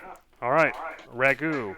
He tried to get free, but his leverage is really bad, and you had no trouble holding him down. What do you do? All right. Now, my grappling is a bonus attack because of my maneuvers. Can I get a real attack off on him, or do I have to use my dagger instead of sword? Does that make sense? Let me double check. I don't believe it stops you from attacking when you're grappling something. Yeah, Oh, it no, doesn't. that's What I right, was because you asking. already Okay, have him so I grappled. can. Yeah. You have to. Let me double check. Use my bonus action or my open hand to keep a There hold of him is grappled, grappled. whilst Well, my other attack is it's attacking it's him. it's kind of like with the person who's being grappled can still attack even if they're grappled. They just can't move. Okay. All right. In that case, yeah, I'm gonna go ahead and hit. Yeah, so you can do your normal stuff. All right, you hit. So 23 Okay, for 13 piercing, stab into him for another and I'm 13. going to booming blade that. Actually, no, I can't because I Yeah, didn't you're save holding it. with one hand, so you're Yeah, basically you can't do an yeah, offhand you're because right. just because you're holding them. Yes, yes. So that's it for me. Okay. Ire, he is still Ragu's holding him down and stabbing him as he's holding him down. So what are you gonna do? I'm going to just continue to wail on him. Okay, you still have advantage, and you hit both Yep. times for another 19 points of damage. And as you keep cutting him, and you're surprised in how little he's bleeding, you are bringing him down, but he's surprisingly tough. Is that the end of your turn? Yeah. All right, let's see. He's gonna run. He'll open that door. You hear another door opening. You hear more running, and you hear pounding on the door. And you can see your chair kind of, it's kind of trying to push your chair out of the way. And I'm Yeah, gonna I'm go pressing ahead. right along it. Yep. Go ahead. If you're gonna help, are you gonna brace it? Yep, I'm bracing it. So go ahead and give me a strength check with advantage because of the chair in the way versus that one strength check. Oh, oh my God. So if it wasn't for that chair that you moved in the way, you would have still lost. Oh my gosh. Okay, okay, okay. We got this. It's okay. And then Thug 2 runs over, so same thing. Oh God, come on. Oh, really? And he bursts through the door. The chair it actually breaks apart as he pushes his way inside, and that's his action. Oh, let me go ahead and open the door since they got it open.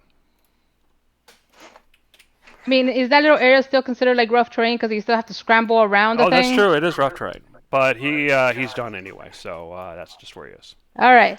All So right, at the cool. beginning of round 3, Pico, you're still in his ear. What are you gonna do? It's showtime. Wild shape, giant octopus. Okay. So how many hit points does a giant octopus have?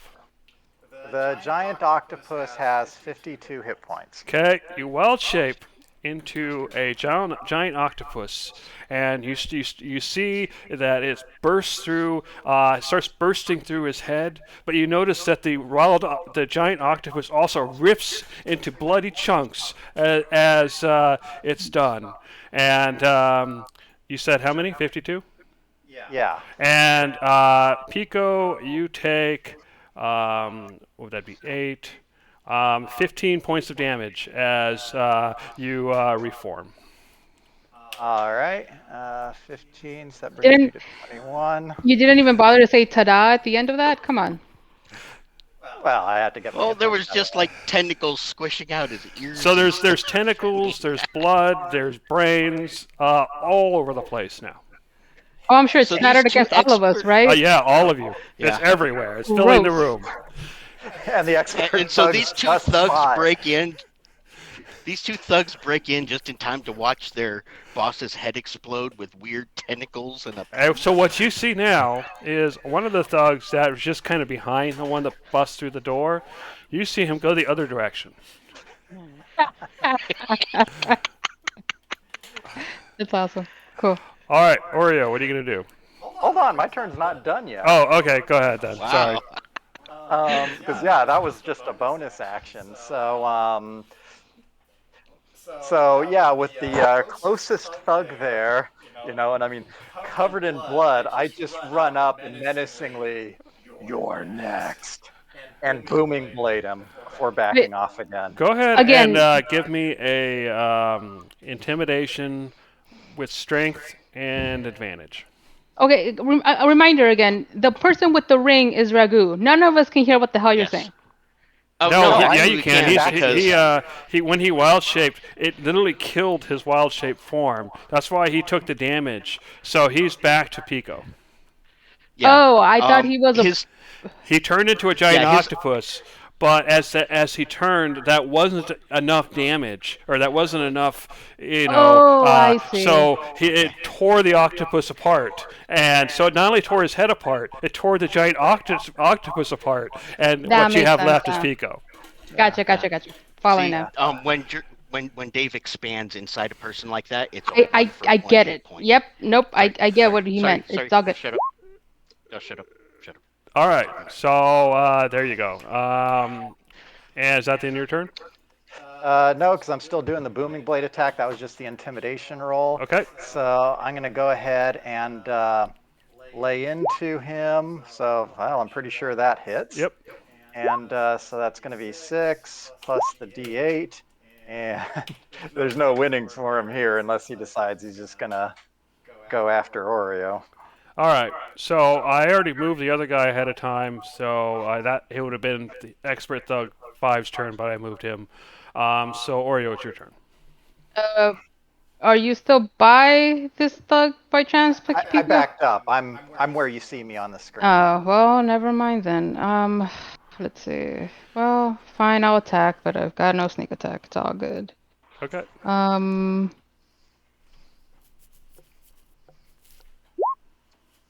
You do not hit. He's yep, I scared figured. and doing everything he can avoid to be hit, but that one hits. Sure, so and that's it. All right. That's the end of your turn. Yep. All right, Ragu, you are absolutely drenching in blood.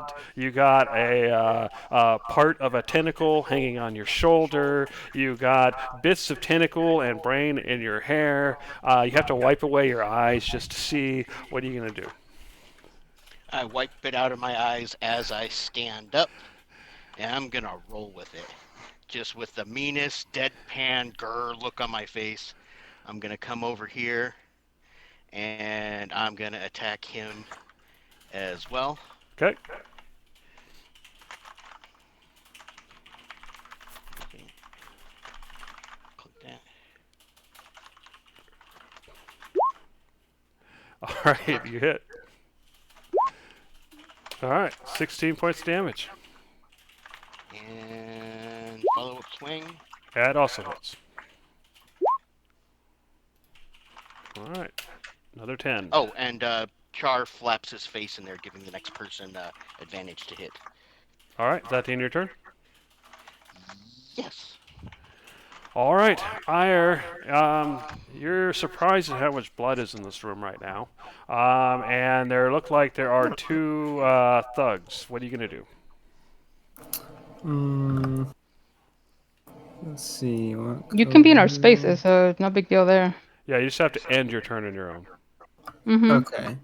I'm guessing this doesn't count as flanking, right? No, because Okay. of the doorway. Yeah, yeah. Okay. Yeah, then I'll just hit him twice.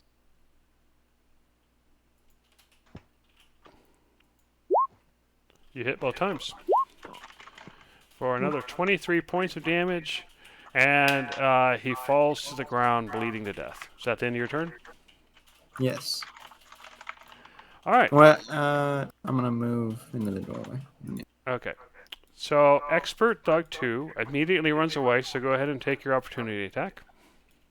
Oh, and also that one gets that's the one that I had attacked, right? No, the one you attacked's already dead. Oh, okay, never mind then. Anyway, go ahead, Ryer.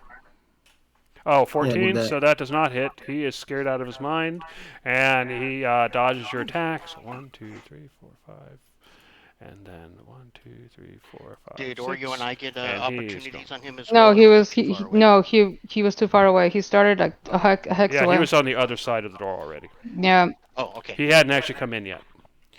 All right, so Thug 2 is running away. It's the beginning of round 4. So before we do anything, Thug, the other thugs managed to get away already. Thug 2 is technically, you could go after him. Are you planning on doing so, or are you just going to let him go? Do we even know where he went? He's currently still on the street to the north. You can kind of see him, or Ire can kind of see him. Um, he's pretty far away, but still within reach. I look at the guys and I kind of say, I think we should let them hold on to the fear and spread the word for now. I don't think we need to go after them.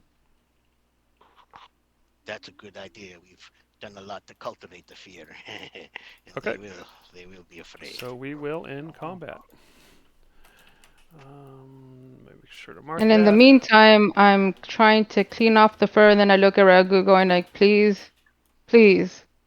Cantrip. Yeah, I'll cantrip or I'll help. I've prestidigitation, clean, clean, clean, clean. All Thank Yeah, right. no you. cat should have to lick that off. Actually, if you want to spend another minute or two there, why do we not clean the rest of the room so when the thugs come back and say, yeah, his head exploded, he's everywhere, they come back and there's not a drop of blood here, like nothing happened. I don't know if we want to They'll leave that really freak out. incentive. Well, no, because then it's No, we gonna want them to. diminish. Yeah, it's Yeah, we want gonna them to kind know of. how violent this was. Yeah, Okay. like, because Yeah. if they think that if you guys are crazy, then they won't believe them and then they'll just carry on. We want this to Okay. really seed in. Especially with these Cthulhu bits. And actually, we should tell our other captive that before he leaves town, he should warn everybody he knows to stay far away if they know what's good for him. Yeah. You should And hell, we could even really, tell him go check out his old base and he'll see. yeah, but I do think that if you do that though, Pico with the other guy, you should really seed in the whole your master kind of being involved and whatnot, so that way it doesn't really come tracking any one of us. Like we don't become all of a sudden Right, targets. exactly. Okay. So you got this bloody mess around you. You do notice, however, that there are some papers on the desk and a candle, which probably would have gone out during the fight. You mean a bloodied piece of sheet, right? Yes. Well, we can clean that at least if we want to read Yeah. it. All right. Yeah. So you look through the papers, and from what you can tell, you find a couple of highlights from the papers. One is this shop was abandoned but recently sold by the city. The new owners are set to arrive in about a month, according to inside information. The second thing you glean is an outline of a plan to take ownership of several shops in the district by any means necessary. And the third point is somewhere noted Lavina's herbs and healing listed as complete. So I'll go Are ahead any and others type complete? those. Are there any others complete, or is it just the one so far? From what you can find, it looks like just the one so far. Okay. Question for We you do guys though, know. because if they have been working with others to make sure all of this kind of gets done, how are we sure that Lavinia's place is really safe for us to take over? What if somebody else comes tracking this down because they heard Oh, we're somebody's gonna taken take over? this paper. We're gonna take this paper with his plan on it. He might not have told all of his underlings the plan if he was the boss to take over. Okay. Plus, We at do this know that. point, if he's high enough up the chain, now the money source for the guards isn't there. And if this is sufficiently dramatic, especially with the thugs fleeing, they may have no choice but to investigate. And no bribe money, they may have to clean this up properly. Yeah, Okay. kind of teach the guards. This is what you get for taking bribes. Now you've got a mess. All right. We do know that his weakness was gold. So Maybe there might be a stash with a lot of money somewhere here. You say that, and Oriole's already For that. running through, trying to find a sneak spot. Jeremy, what at the roll? Yep. I'm thinking there Go might ahead and be. roll your perception because of your dungeon delver. I think that would probably Yep. work. Yep, Uh, yep. Ah, and you could use some expert guidance on the best ways to find money. And Char can also give you assistance with his high perception. Sweet. so when Okay, you're looking so for money, I'm assuming that you're going through basically the whole structure, right? correct. Like I'm going first through sneaky spots, areas that I would think, considering that she's seen where people Floorboards. like to, yeah, she's kind of familiar now with how people like to try and save money, so she's gonna try and attack those places first, and then, but also keeping in mind that she's trying to leave all the gunk in its place. Like, no, she's not trying to mess with that too much because she wants to leave things as Okay. they are. So the So, first thing you find is over here. ooh, You find a stash of weapons, and they have the Blackstone blade symbol branded on their handles. So that's the first oh, thing you find. okay. Um, and then the next thing you find is over here. You find an innocuous-looking box, um, but you move the box aside, and underneath it, there's a safe on the floor. The safe is currently locked. I Do will help and uh, provide expert guidance as soon as I figure out where you went. Uh, he moved me. I didn't there move. you go. So yeah, there you go. Here you go. I'm All right. assuming you're helping me with thieves tools too, though. I will help you and I will provide expert guidance. And then curiosity first here, Jeremy. Do I see any familiarity between this lock and the one I've got?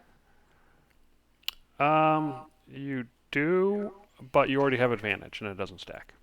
No, I know. I just want to see But if it is okay. similar. Okay, cool, cool, cool, cool. So, uh, Yeah, come lockpicking. on. Okay, you go And to pick the lock, yeah, it doesn't matter. and it's not working. Although it does occur to you that there might be a key. You were looking for treasure. You weren't necessarily looking for keys. Fair. Yeah, I'll I can check spend. his body. Yeah, well, I'll spend the time to see if I can find any keys in his room, Okay, in the yeah, you office. in that desk where you had the battle, you do find a key in there, and with that key, you're able to unlock the lock. And Got it. inside, you find several boxes of money, and it is quite heavy because it is a lot of it's in silver. But here you go. So you find 100 gold pieces, 3,000 silver pieces, Jesus and Christ. 1,000 copper pieces, Seriously. all in boxes. And even if I'm encumbered, I can carry this out of the building. So Uh, yeah, we're taking it. sure. Okay. All right. All right. But Well, no, I'm just carrying it for you. I know no, you're no, no, it's picking up fine. heavy things. You're That's fine. not what I'm saying. Is it's more of like, do we want to? I mean, we found it here. Granted, we didn't dig anything upstairs, and I guess because of Pico's search, there wasn't of anything of interest upstairs either, right? This is all that would be considered treasure, so to speak, that Yeah. she found here. Okay. Okay. Yeah, Fair I enough. mean, we could check upstairs, but it really did not look very interesting. Okay. Fair enough. Just want Um, to be thorough. the thugs had some books in some of the bedrooms. If they've actually fled, it might be worth checking that real quick. But yeah, I don't expect to find anything fancy up there.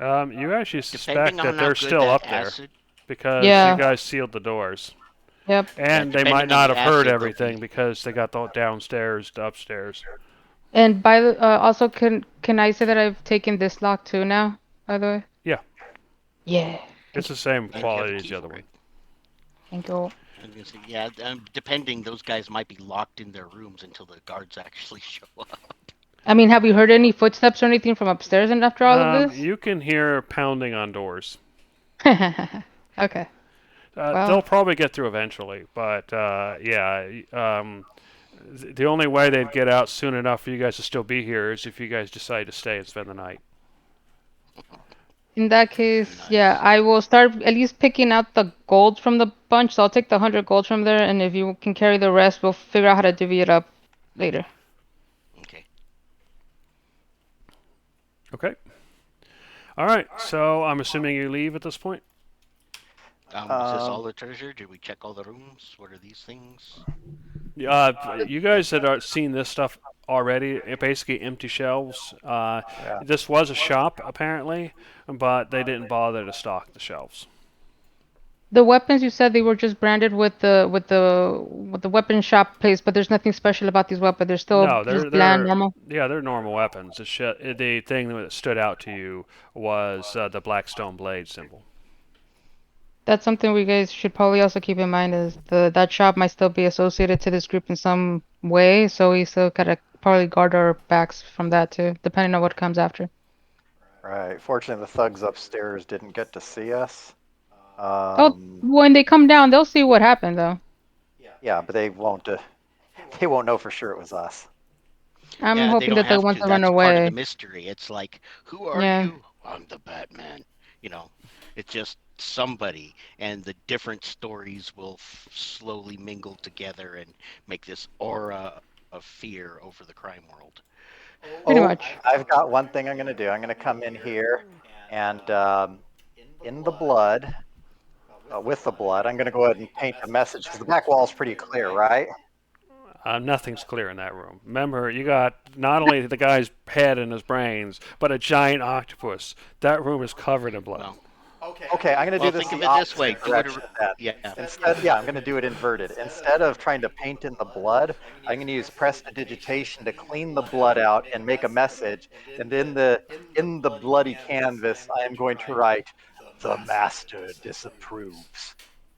Okay. Nice. We're done here. All right. So what I'm going to go ahead Are and we do sure? is move you back to the Everything? map. Oh, sorry. Go ahead. I said, are we sure? Was that everything? Are we good? We found one hoard of treasure. Did we want to check Yeah, anywhere I else? mean, you guys were thorough enough upstairs.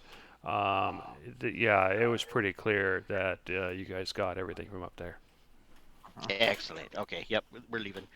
I am walking slower because I am encumbered. I'm holding like 153 pounds now. Okay. All right. So you make your way So yeah. back. Um, Oh, one last thing, just in case. I mean, I'm sure there's plenty of commotion, but while they're hauling that stuff off, I want to break off, kind of find a guard nearby, and then using minor illusion to throw my voice somewhere else. I'm going to basically, in some panicky woman's voice, "Help! Fight it, Waukeen Services." okay. All right. You see the guards run off that direction. All right. So you guys make your way back to the inn. You take your short rest, and we will start out tomorrow on the 4th. All right. I think that's the end of the session. All right. Let me go ahead and set up your experience points real quick. While you're doing that, Jeremy, question, if I rolled a fate point for that, does that not count as a failure then? I mean, I did failures when it comes to locks anyway, but I'm just curious if that's how that works. Um, well, yeah, I guess you spent a resource, so I guess it's still a failure. Okay. All right. So this will be session 33. All right. So that is 1, 2, 3, 4, 16, 560.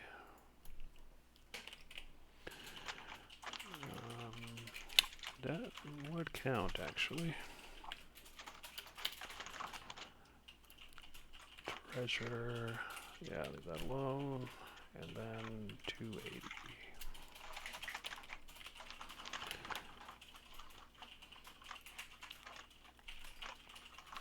Alright, so that's 560 plus 280 plus 280 plus 140 is